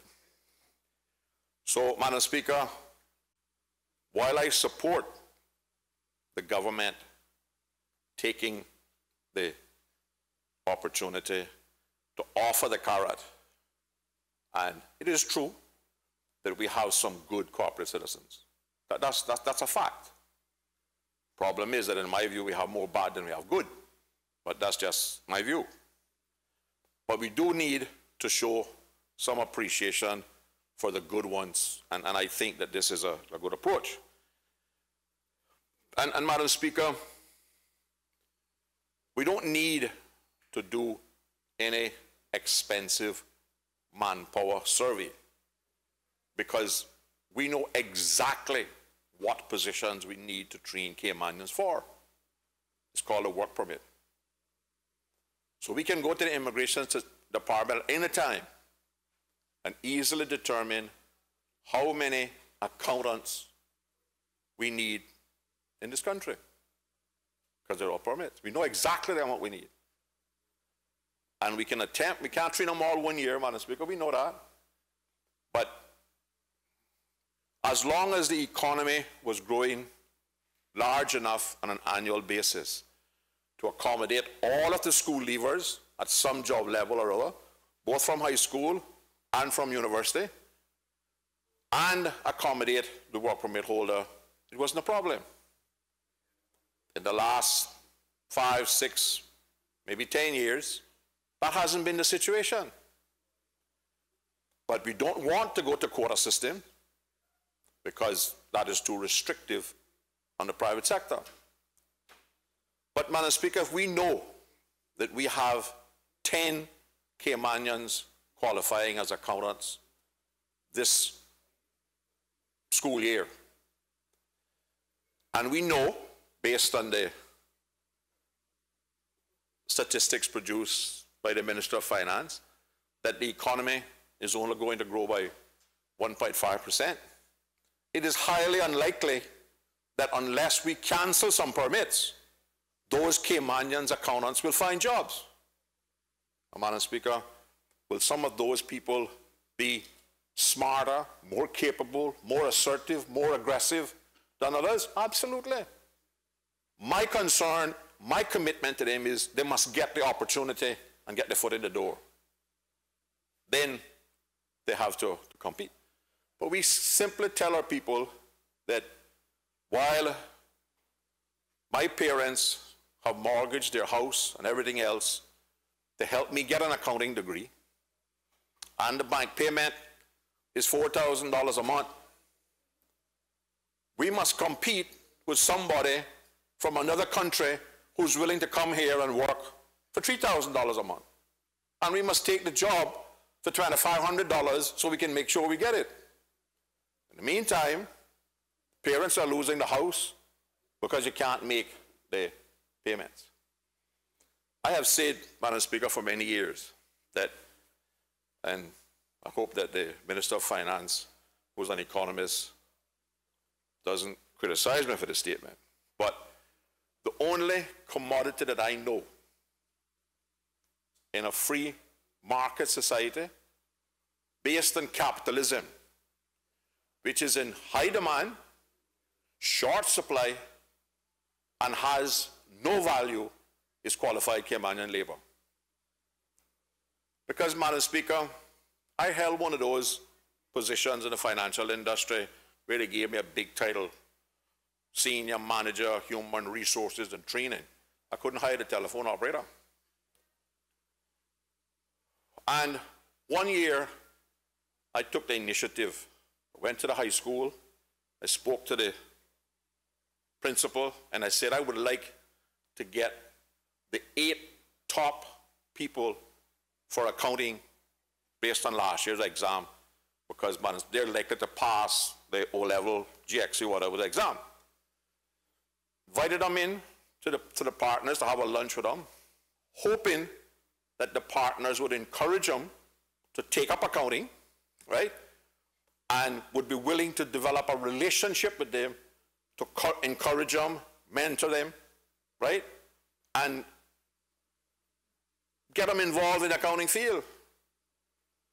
Madam Speaker, I was never so embarrassed in all my life because it was obvious from the body language, from the comments, that none of them had any interest, and I'm talking about real interest now, of seeing any of these 8 Caymanians qualifying as accountants. I don't have any knowledge of any partner calling a single student after that lunch to give him an encouragement to do accounting. And that's just one example. We know of Caymanians who have 25, 30 years experience in industry in Cayman. And under some magical thing, immigration gives a permit to a non-Caymanian who has 0 qualifications, 0 experience in the field, to replace a Caymanian who has a master's degree, 28 years or 30 years experience at management level. And within a week of the person getting the permit, he fires the Caymanian. And nothing happens. Nothing happens. I have written to immigration, quoting the section of the law, that I believe one of 2 things happened. The last speaker, the 4th elected member from Bordentown, said that the government is prepared to enforce the sanctions. Now, one of 2 things happened, Madam Speaker. Either the applicant lied on his application about his qualifications, and therefore should be subject to not only the permit being cancelled, but to the $20,000 fine. Or the immigration department erred in giving him a permit when the law clearly states that the person must be academically and professionally qualified or technically qualified with the skills to do the job that they're given on the permit to do. That was 3 weeks ago now. Man is still working. I haven't gotten any action by anybody. And we wonder why Caymanians are migrating.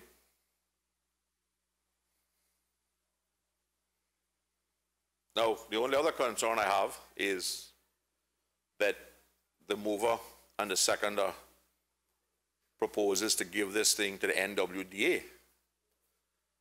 Because, Madam Speaker, I have some real concerns.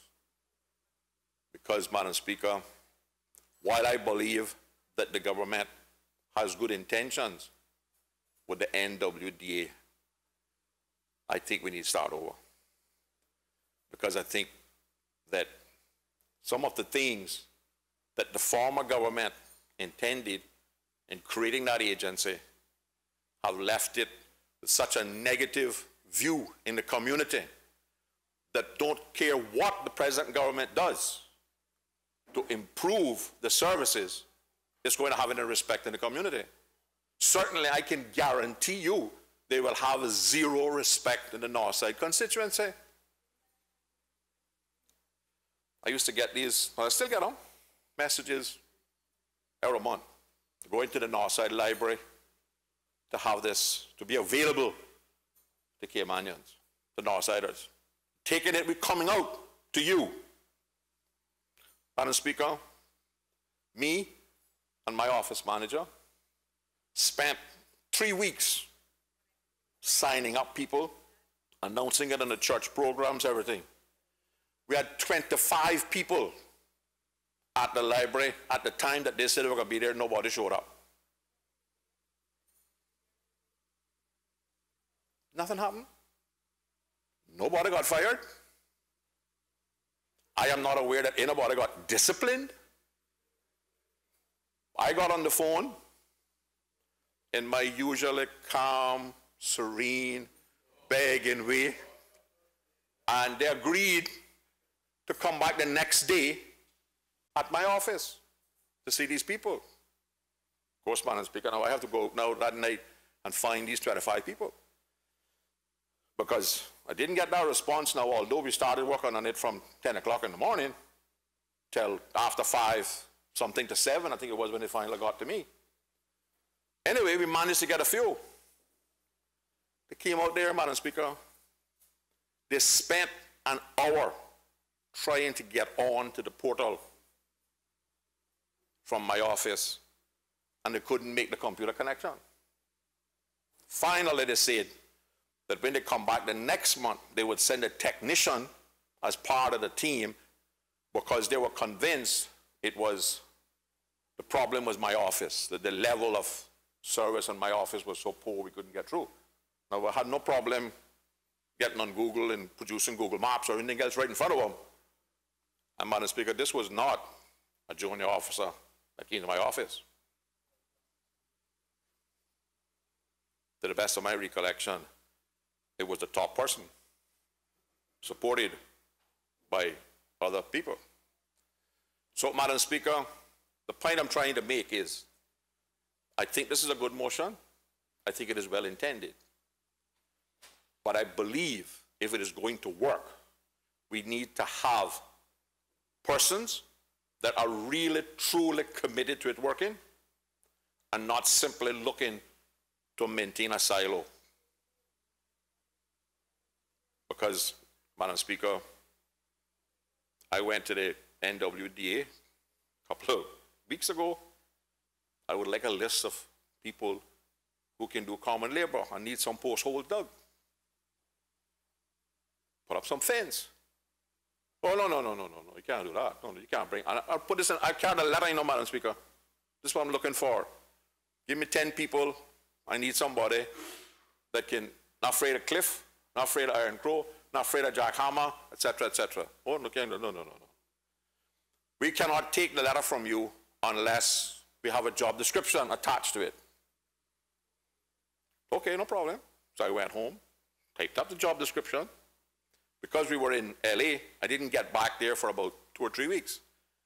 When I went back, of course, wasn't the same officer. Oh, no, Mr. Miller, you can't do this. No. You can't write a letter and get job description attached, and we can give you about a name. You have to go online and fill out these 20 pages. You have to register this post. I'm not in the business of employing these kind of people on a regular basis. I just want some people. Couldn't do it. I went home, tried to get on the computer. Granted, Madam Speaker, I was raised in Northside with lamplight, no electricity, right? But I don't have no problem getting emails to the LA staff or doing other stuff on my computer. But every time I try to get on, applicant is already registered. So it pops up. But I hadn't registered. Only to come here a couple of days later and be told by an officer that they had registered all members of Parliament. But they didn't tell us. So, Madam Speaker, we really need to get an agency that is going to take this thing on with some enthusiasm and some seriousness. And one of the reasons why qualified Caymanian labor has such a low value, right? Because the other thing that university students, Caymanians, come to me and complain about is that while they're in university and they're in the top 3 or 4 in their class, all the people who are getting less marks than them are being headhunted by corporations all over the world. When they come to see them, well, I can't work in the States because I don't have no green card. I'm just here on a student visa. When they come back here and they go around to the various corporations and companies in the financial industry, they're treated worse than the robbers we heard about from the 6th elected member from Georgetown on Friday, where the guy has 41 convictions and he gets community service. And Madam Speaker, one of the things that I believe the government has to add to this motion, or at least in the process of implementing it, is that we have to accept what the immigration law says. That is, that every single job created in the Cayman Islands belongs to a Caymanian first. And the only reason you shall not hire a Caymanian is because you can't find one. Because here's what happens. They go to these corporations, say, I'm looking for a job. We don't have no vacancies. Now, they got 200 permits, but it is true they don't have any vacancies. And as I related here during the budget debate, young Caymanian fella, still don't know his name, met him at a supermarket, said, Mr. Miller, I want to talk to you about something. I have an idea. I want to see how it sounds. He suggested that all of these companies that have business staffing plans, they should be public documents. If he's an accountant, I'm looking for an accountant job, I should be able to go to an accounting firm and says, let me see a business staffing plan. Now, when he looks at that, he can see that all the positions are filled on the business staffing plan already. There's no vacancies, but he can see that Tom Jones from Timbuktu, work permit expires in November. He can look at his professional qualifications and what other qualifications and experiences he may have. And he can compare. He say, well, I have a degree in accounting. He has one. I have my CPA. He has one. He has 5 years experience. I only got 2 years experience accounting and only 6 months as a professional. So he's better there than me. But when I look at it, he only has Microsoft Word. I can go and get the whole suite of Microsoft, which will make me better than him. And I can come back in October and say, I would like to apply for Tom Jones' job from Timbuktu, because I know it's becoming vacant at the end of this month, and I believe I can do the job. And unless we combine that somehow with this carrot stick that we're offering, because the Caymanians need to know when and where the jobs are becoming vacant. Not only for first-timers, but for people seeking to move up the career ladder. And I believe that it is an idea worth consideration. Madam Speaker, I fully accept that there's certain information, maybe the person's individual salary, you would not want to put in this document. But you certainly could put the range, right? And you might all want to put other benefits like car and truck and speedboat and jet ski and, you know, roller skates and hockey sticks and, yeah, and educational opportunities for the children, for them, right? You might want to list all of that. But the Caymanian should have the opportunity to know when the position is becoming vacant. So, Madam Speaker, I support the motion. I fully accept and concur that it is another step in the right direction. And if we manage to get this amendment through an amendment to the immigration law to make these kinds of requirements, I will purport that it's the first amendment made to the 1972 protection law that is designed to help Caymanians and not hurt Caymanians, to help somebody else. And that is a great step for the progressive government to take, because it is a reversal that is long overdue. Because if you want, Madam Speaker, although time wouldn't allow, I can start in 1972 and tell you every amendment was made coming forward and who made it and why they made it. But suffice it to say, Madam Speaker, that all of them were not in the interest of Cayman, including the first one made in 1976, when we allowed U.S. citizens to get Cayman status without giving up their citizenship. And we all know who and what that was done for, right? And we're all turning back some planes and some big yachts and stuff like that. But anyway, that's history. So, Madam Speaker, suffice it to say, Madam Speaker, that I've been around since 1972, and I have followed every one of them. And this would be the first time, in my view, that we are making a change to what I still call the Caymanian Protection Law, which I believe could have a positive influence on Caymanians getting into the door and also getting promotional opportunities.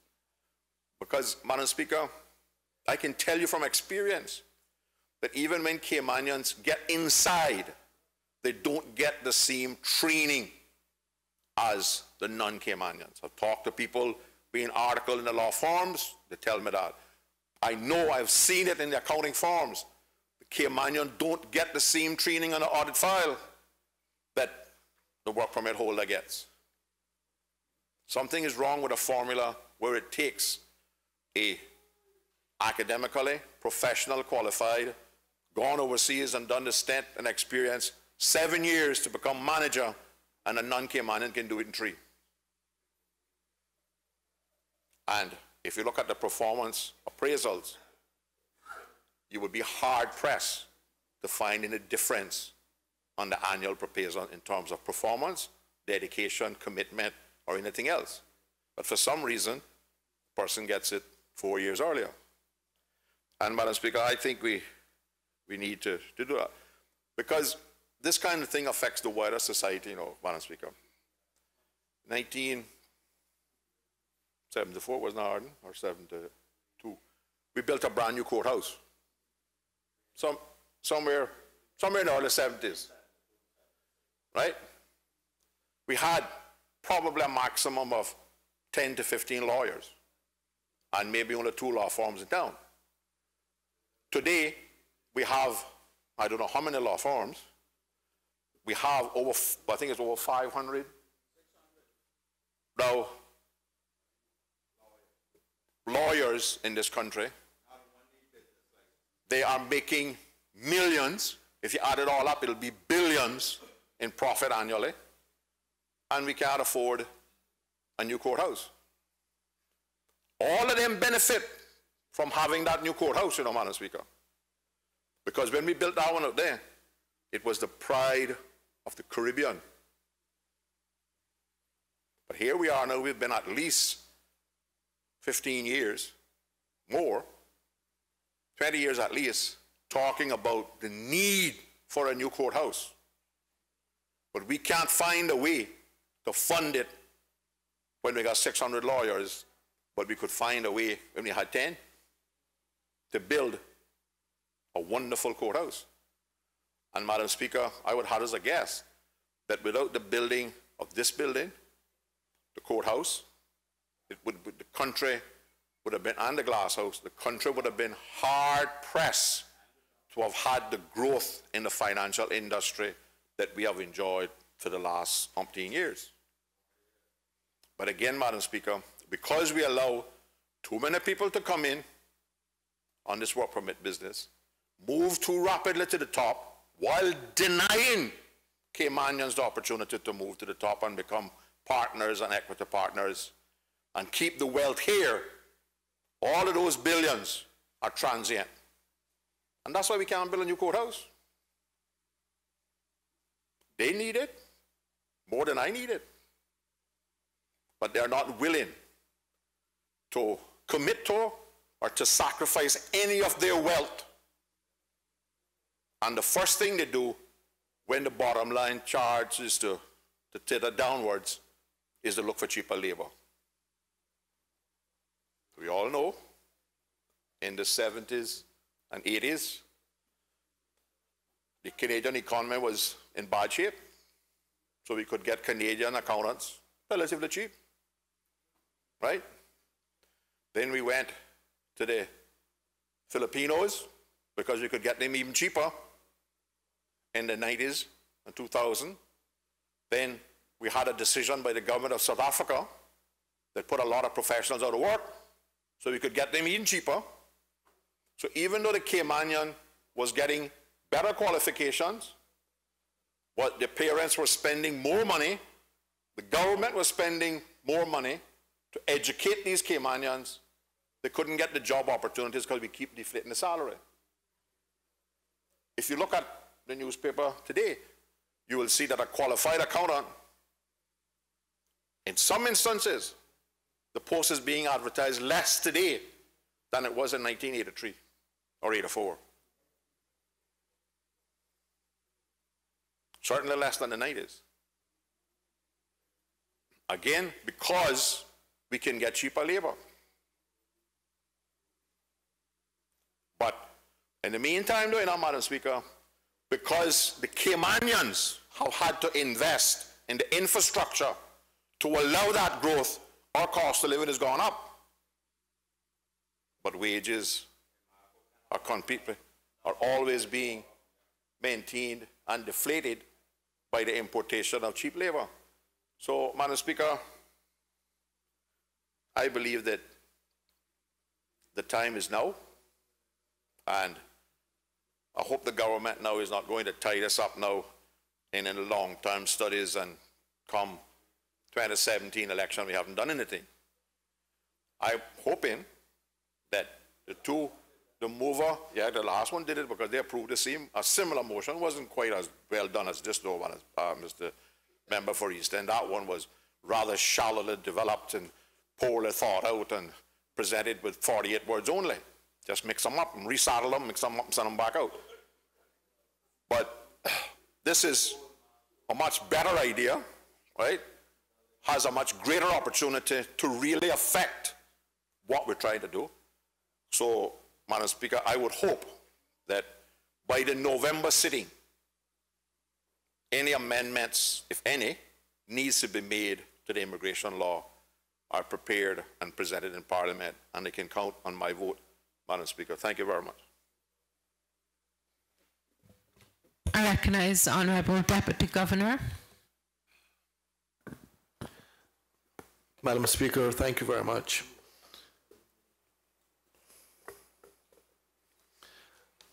Madam Speaker, I too rise to support the motion. Thank the member for bringing the motion.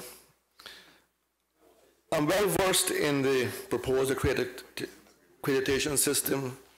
Madam Speaker, it was created at a time when I was head of immigration. And no, I'm not going to say that. But the reason why, Madam Speaker, we decided to go with the accreditation system was based on the fact that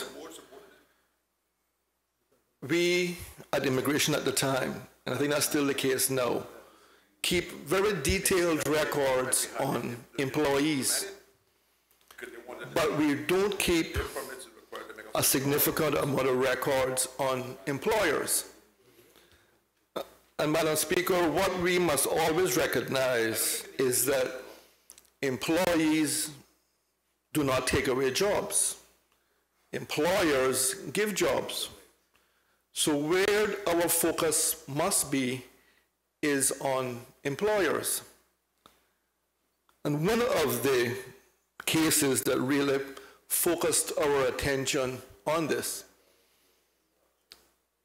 was we found a case where an employer, or a small employer, who had the need for 4 employees. But over a period of 9 to 12 months, they had employed a total of 18 non-Caymanians during that time. And all of those employees who were on work permits had stayed an average of 2 months. So what we had was an employer who was basically a revolving door for work permits. And when we did the research, it was determined that the employer had no pension or health for their employees, had a track record of treating their employees poorly. They were known by the employment services at the time as an unscrupulous employer, the way in which they treated their employees. And it was obvious to us that we needed to do a better job of regulating employees so that we don't continue to foster that type of behavior. Everyone, Caymanians and non-Caymanians, deserve to be treated fairly when they come here. So we then look at what do we do to ensure that we can regulate employers.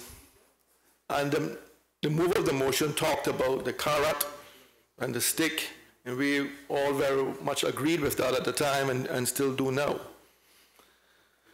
We also found that unscrupulous employers, those persons who did not have pension and health for their employees, were able to significantly underbid employers who abided by all the rules, and they were complaining that they were unable to keep up with that type of behavior. So here they were, a good employer, pension and health, and Caymanians in their workforce, bidding for jobs, and this was mainly in the construction industry, bidding for jobs, but constantly getting underbid by unscrupulous employers. So we knew that we had to create a level playing field. So the accreditation system that was proposed at the time put in a number of tiers. So for example, a tier 1 employer would mean that you have complied with all of the statutory requirements that you are required to comply with: pension and health, you're registered with the NWDA, you have you advertise your jobs, you have a minimum wage if there's a minimum wage law in effect. The basic requirements that you are supposed to have, the basic. You would then be a tier 1 employer. But what it means then is that once an employer is accredited as a tier 1 employer, when they apply for a work permit, the process and the efficiency is there, because the board or the immigration staff are not required to spend a lot of time trying to figure out whether this is a good employee or not. Do they have pension? Do they have health? How they're treating their employees? That would be determined already by their tier 1 status. And then employers will have the ability to move up the ladder, I think all the way to tier 3 or tier 4. And at that time, if you got to the very top, then when you were at the top of the ladder, so to speak, you would be regarded as a top employer. So for example, not only would you have complied with the statutory requirements, but you would be a good corporate citizen in every way in terms of contribution to the community. You gave back to the community. You had Caymanians in your management. You had fair pay practices for Caymanians and non-Caymanians. You had Caymanians at the very top in terms of equity sharing. You did everything right that we could ask of you and more. That then would allow you to gain significant advantages in terms of the red card treatment by the immigration department.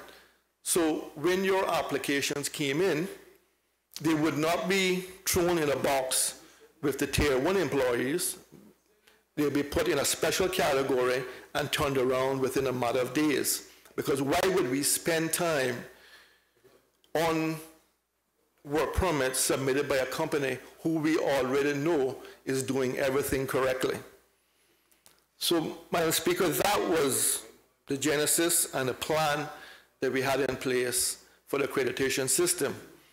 And both the Chamber and other members of the private sector were in full support. I think, Madam Speaker, that the ideas that the mover of the motion has in terms of having a committee to review it is appropriate. It's been many, many years since that was proposed, and it's good now to look at it again to see how we can be improved on. But Madam Speaker, I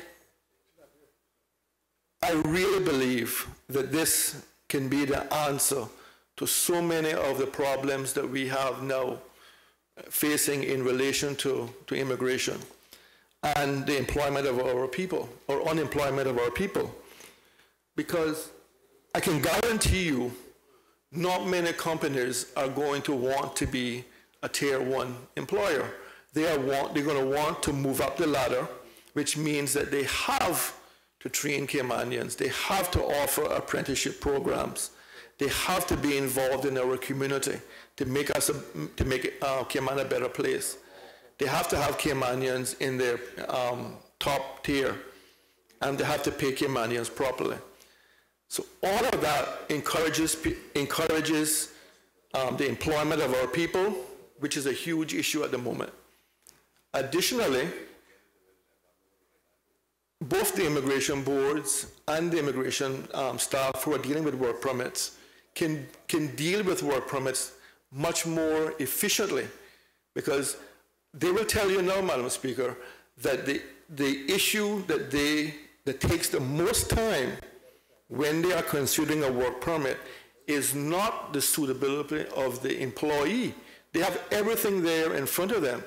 They know about their health, their character, everything, but they know very little about the employer. That will then be a thing of the past once the accreditation system is put in place. So not only are we going to have reduced unemployment, but we're going to have efficiency with the work permit system. But Madam Speaker, just as important is that we're going to be able to provide an executive service to the employers that are doing it at the very best. So employers who are at the very top won't have to compete with the employers that are at, for example, at tier 1. They will then get an executive treatment. So that means that more and more employers will want to reach that level.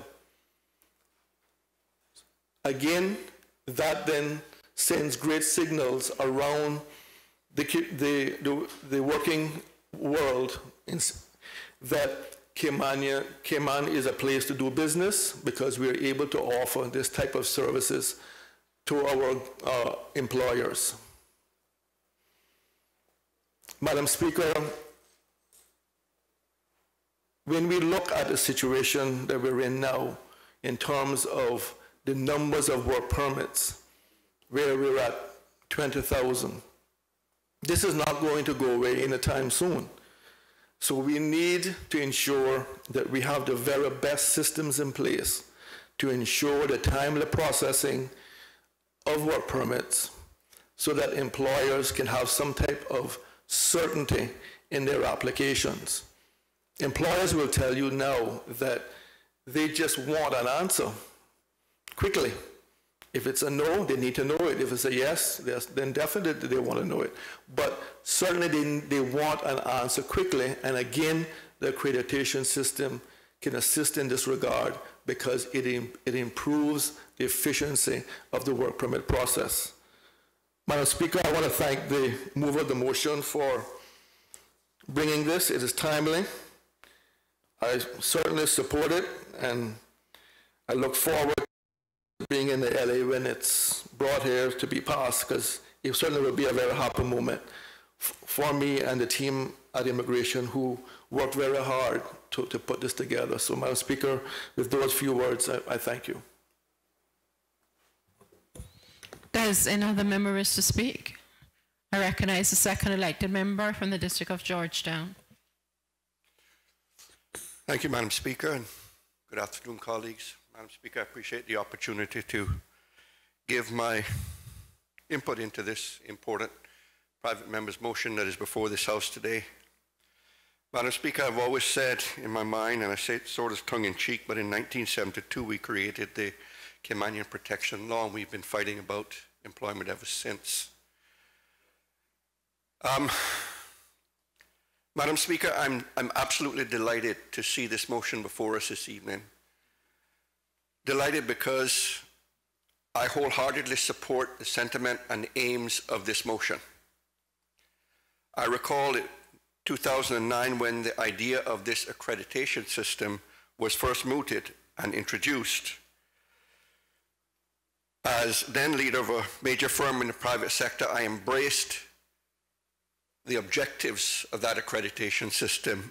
And I remember begging for a copy of what the accreditation system was looking like, simply because we wanted to understand it, see how we measured up against it, and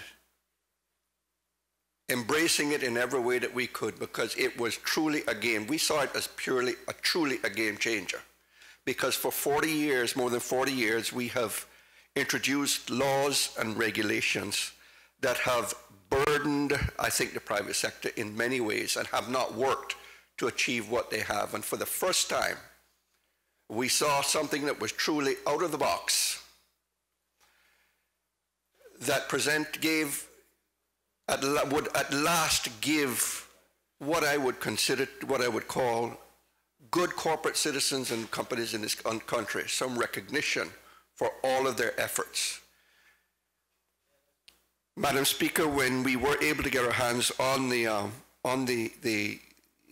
proposal, and the system was being proposed, and we looked at all of the requirements, Madam Speaker, I can say for the firm which I formerly worked with, there wasn't a single one that we looked at that we couldn't measure up against and provide evidence that we complied. And there were so many other people and companies in the private sector who saw this, did the analysis, and realized, you know, here was a true and real opportunity for the good corporate citizens in this country to gain some recognition and a little bit of a benefit from a scheme that was designed to do just that and reward them for all of the efforts, years of training, years of scholarship, years of promoting Caymanians, to finally gain some public and other recognition for all of their efforts. Madam Speaker, all these years, I mean from 2004, I remember our firm were the first in the country to qualify and receive the Investor in People designation.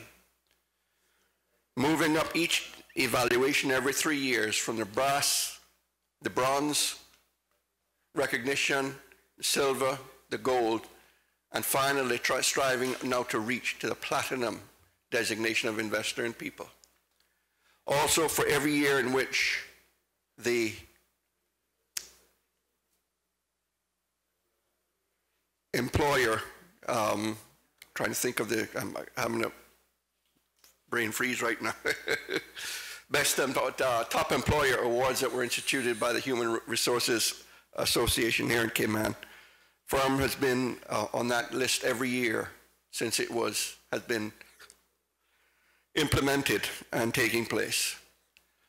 Madam Speaker, I'm not doing that to boast, but really to reinforce that there are a number and many, many good employers in this country who seek to embrace the community, embrace the idea of developing the country and its people, and who contribute in so many great ways that it is time for them to have some form of recognition and some form of effort, recognition for them for all of their efforts.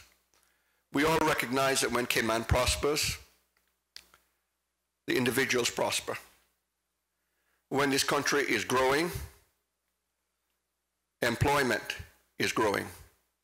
When our country declines and economic activity declines, employment declines. And so I view really one of the big challenges we face as a country is to get that ship Cayman righted and growing once again, growing at a sufficient level that we can generate and create those great employment opportunities that we once had. That's a part of the equation, but not all. Madam Speaker, very briefly, the second part of this motion before us this evening calls for a portion of the fees to be used from immigration work permit fees to be applied to creating a fund for the development and upskilling of our Caymanian people. Very noble, a very worthwhile, and a very commendable thought and idea. It very much mirrors the Singapore model.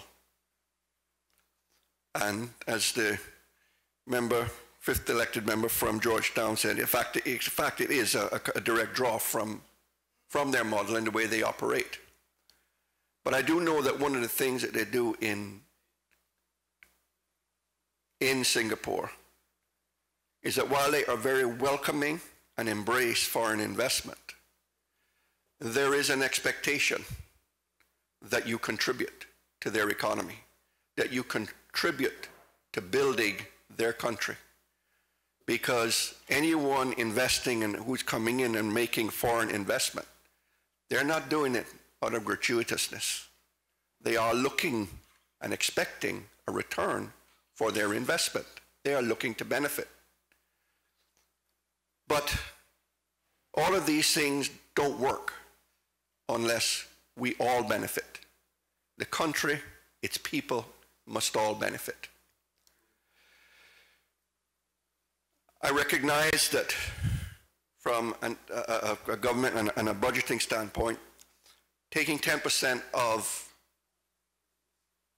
the work permit fees may present some challenges, but it's not the only way in which we can restructure this. What we need to do is step out of our boxes and come up with the right solution and find that money. Because I truly believe that, as the fifth elected member from Georgetown said, while it requires some money up front, at the end of the day, if this is successful, the dividends it will reap for the benefit of this country will far outweigh the cost and the dollars that we use to implement and to invest in this program. So it isn't completely one of purely a cost standpoint. I truly believe that there are benefits to be reaped, and that if we will make the investment, we will manage this program very effectively and efficiently, that it will pay off for us in the end. Madam Speaker, I know that the private sector and the people that I work with and deal with and correspond with are eager to see a system like this implemented. They are eager to move forward with it and to participate in it. So many leaders of firms in this country that I know of have told me personally they want to be at the top of the line when it comes to registering for this accreditation scheme, because they want to demonstrate to this country that they are good corporate citizens, that they are here to see that the country and its people benefit and grow from their presence here in Cayman. So, Madam Speaker, I too am extremely happy to commend this motion to all members of this House and look forward to the day when it can truly be implemented. I hope that we can do so in short order and get things moving in the right way, because I truly believe with all my heart that this is something that's different, that takes a different road from what we have been accustomed to, and that I think it has a far greater chance of success than the stick approach that we have adopted for 40 years. Thank you, Madam Speaker.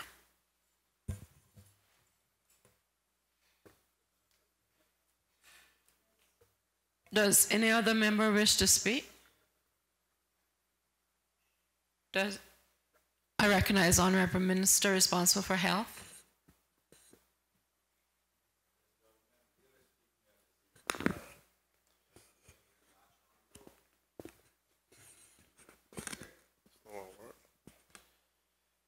Thank you, Madam Speaker. I was roughing the mic up a bit like the member from East End, learning from him. Madam Speaker, I rise to offer my support and some comments in relation to this very important private member's motion brought by the, make sure I get this right now, 5th elected member from Georgetown. And I think he articulated his case extremely well in the presentation.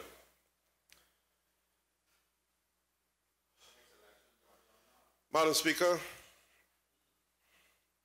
don't know where quite to start because, you see, this motion is important for so many reasons. And I think we as parliamentarians live this more than most.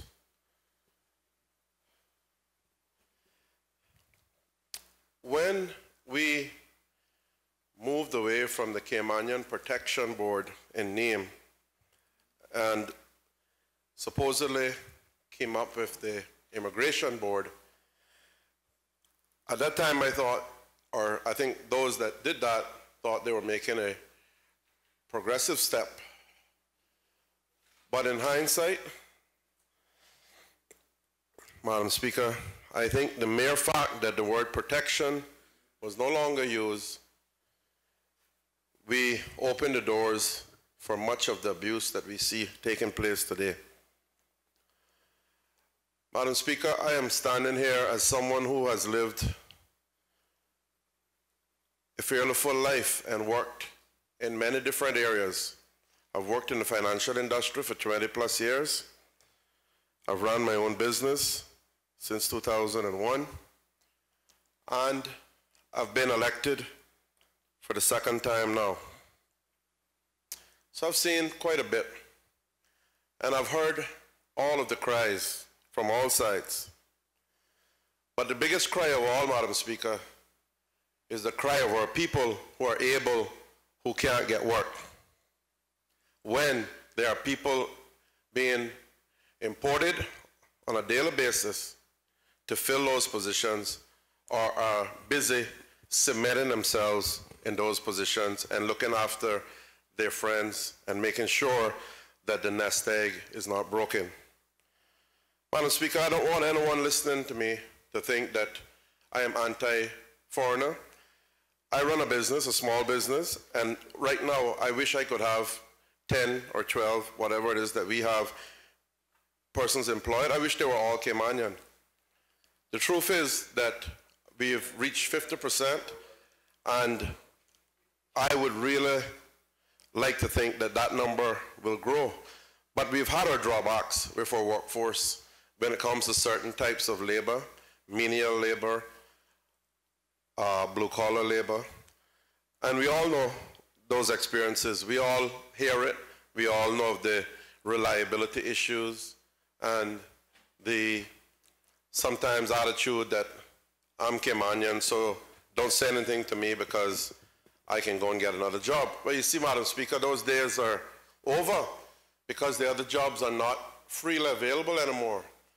When things were good, this problem hasn't just started. It isn't as if people have suddenly changed their attitude towards Caymanians. That is those who come here and seek to take advantage of. But when things were good and the gravy train was running, Caymanians could survive because those who wanted to hop, skip, and jump could do it. And those who were unlucky enough to be made redundant or dismissed could find another job because the jobs were aplenty. Now we suddenly have an economy, Madam Speaker, that has come home to roost since 08-09 when things started going south. And we are now facing chronic social issues. Every day, every one of us in here that are elected get texts, calls, emails, contacts in person, looking for someone to assist with paying a water bill, paying a light bill, giving them something to eat, giving them some spending money, paying for their kids to do this or that. We live this life, and Madam Speaker, I dare say it's getting a lot worse. And therefore, I don't think we can conduct business as usual anymore. We as a government, we have to stand up, and we're here, we are elected by our people, and we have to stand up for them. We have to be fair in our approach. We can't be scaremongering and sending signals that we're going to get rid of this one and that one, and we're going to do this and that to you anymore, because we all know that that's counterproductive, because the worldwide economy is still very much in flux, and businesses have the ability to move and will move. But at the same time, we cannot allow that big stick that they hold over our head every time that we open our mouth to protect our own, that we're going to run or we're going to do this or that, and then we back off and we get the cold feet, as it were, and nothing happens, and we are busy doing everything and bending over backwards to accommodate businesses and to allow them to flourish and certainly reap the rewards, while we look around and our own are really suffering. Madam Speaker, it is scary because it is not just those that are in the workforce now, but it has reached a point where our young people in university, I happen to have two, they just landed in London this morning. These young people are looking at Cayman and saying, is there really a future? Who's standing up for us? Is there really a future in our own country? This has never happened before, Madam Speaker. Our graduates came back here and were able to survive, with the exception of a few doctors.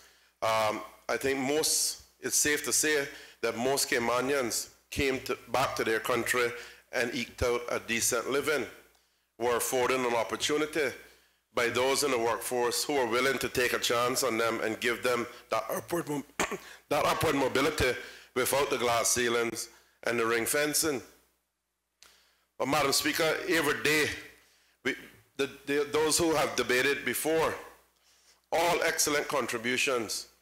We all hear the cries. We hear of the roadblocks. I don't need to go into any more examples because I think a lot have been given, but I get them because my wife still works in the financial industry and she sees it on a daily basis and she's frustrated. She says, oh, something is wrong. What are you guys going to do about these Caymanians who are able, who worked in the financial industry before, and they won't be allowed back in, sometimes by their own Caymanians who have reached the top, sadly to say, but the roadblocks are being put for cheaper foreign labor, or if not cheaper, for friends of friends who have the networking going on where the Caymanians are not involved in, and they simply are not being able to get work. I have good friends, Madam Speaker, who have been made redundant. These friends have worked for 20, 30 years in the financial industry, reliable, hard-working, capable people. And they have been out of work now for 2 years because no one will hire them. Now, Madam Speaker, these are not someone who's, I mean, it's a chance that more than likely these are not the type of individuals that can really afford to come and pump gas at a gas station or stock shelves, because they really have been used to a certain living. They are now living off of their savings, but everything is running out. They still have expenses. Yes, some of them are shifting gears and finding alternative employment. Some of them have said, well, the financial industry looks like it's closed to me. But why should this be, Madam Speaker, when we have a workforce that supposedly has business plans, that have the ability to look and see who's coming up for renewal, what development there are in terms of that business plan, who's going to fill those positions. They should be glad to get a Caymanian that they don't need to pay a work permit fee for, that they don't need to give a huge housing allowance and a huge car allowance to. This Caymanian who comes with genuine good work ethics and ability, who's already trained, that don't need a whole heap of training, they should be glad to gobble these up. So it befuddles me as to why there is this resistance to take these people on. Something is wrong, Madam Speaker. So this motion seeks a different approach. It seeks the approach that first started being worked on when we were elected the last time between 05 and 09 by the Deputy Governor and his team, and they were looking at an accreditation system and awarding points to good corporate citizens. Citizens who will do the right thing by the Immigration Board and take on their Caymanians where they are able and willing. Everybody needs reliable workers. Everybody needs honest workers. If your business is going to survive, there are certain traits that an employee must have, and that's fair enough. But once you have deemed that employee fit, and you have given them a chance to prove themselves, Madam Speaker, there is no reason why that Caymanian, as I say, that's going to come at a cheaper price, because the work permit fee at the administrative level and higher is quite significant. So I don't, for the life of me, can figure out why a business would want to pay it. I certainly don't want to be paying immigration and dealing with immigration more than I have to.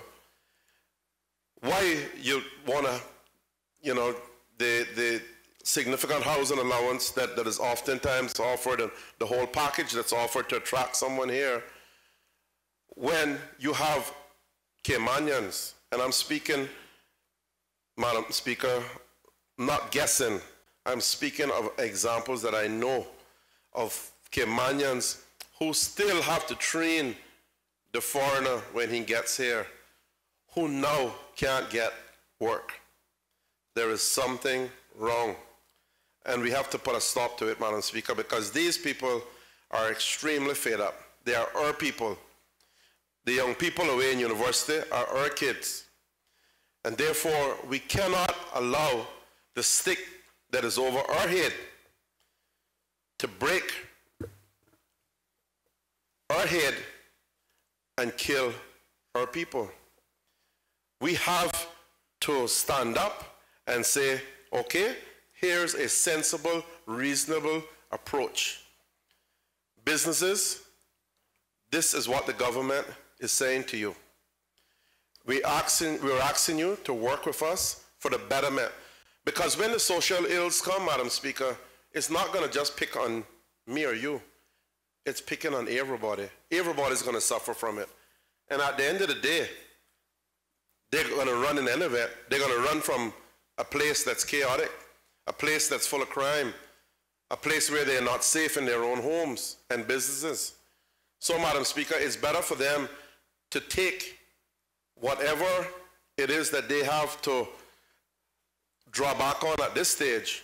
It's better for them to do that and work with the government in a progressive fashion to look after this community as a whole, look after the needs of the Caymanian people, the place where they make their money, where a lot of them have made fortunes, where they can leave here and go on world tours and go on fancy vacations and own homes all over the world. You don't see any Caymanians being able to do that with the exception of a very few.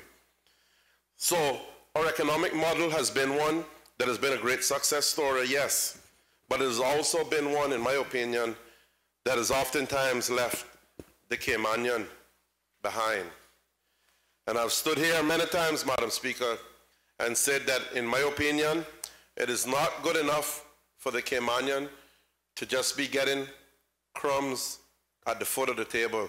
I think it is time that Caymanians sit at that table and dine in the proper fashion with the likes of all of the others that are enjoying it. So, Madam Speaker, I don't want to drag this out because I want to make it clear that I'm happy that this is on the table, and I hope it meets with real action.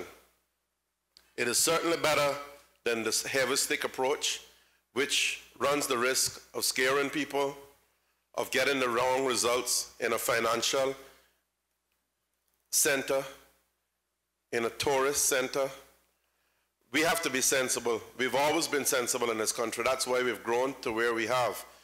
But these economic times calls for a different model. It calls for a reasoned and sensible approach. I also support the provision of taking 10% of existing, and this has to be clear because people will say that we are increasing permit fees. That is not so. What the mover of the motion has said, Councillor Conley has said, that we are proposing to take 10% of the existing work permit fee. So if the fee is $100, you're taking $10 of that and you put it aside to create a training fund for those who need retooling, reskilling, whatever the word will be. Madam Speaker, I think anyone who means well in this country, who's a good corporate citizen, will be happy to be accredited.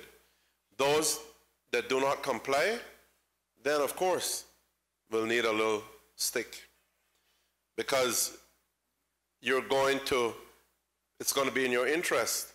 You're going to have benefits. You're going to have points awarded to you, and you're going to be able to reap the benefits from that. When you come to get permits, there'll be certain exemptions or whatever once you've proven that you're doing the right thing by the Caymanian people. But I think that any country must stand up for its own. And it's very, very important that we stand up for our own people. They are expecting no less of this government, Madam Speaker. They elected us to office during very trying times, hard times. And a lot of them are very proud people, but they're having to humble themselves and come and ask us for handouts, when in truth and in fact, they would just like to make an honest living as they deserve to do in their own country. So, Madam Speaker, with that short contribution today, I just want to say to the corporate citizen community out there once more, please get on board with the government on this one. This is going to make life better for all of us in this country. When the Caymanians are happy at home, you're going to be happy with the Caymanians in their home. I thank you, and I trust that this will see safe passage. This motion will see safe passage to this honorable House. Thank you, Madam Speaker. We'll now suspend for 15 minutes for our afternoon break.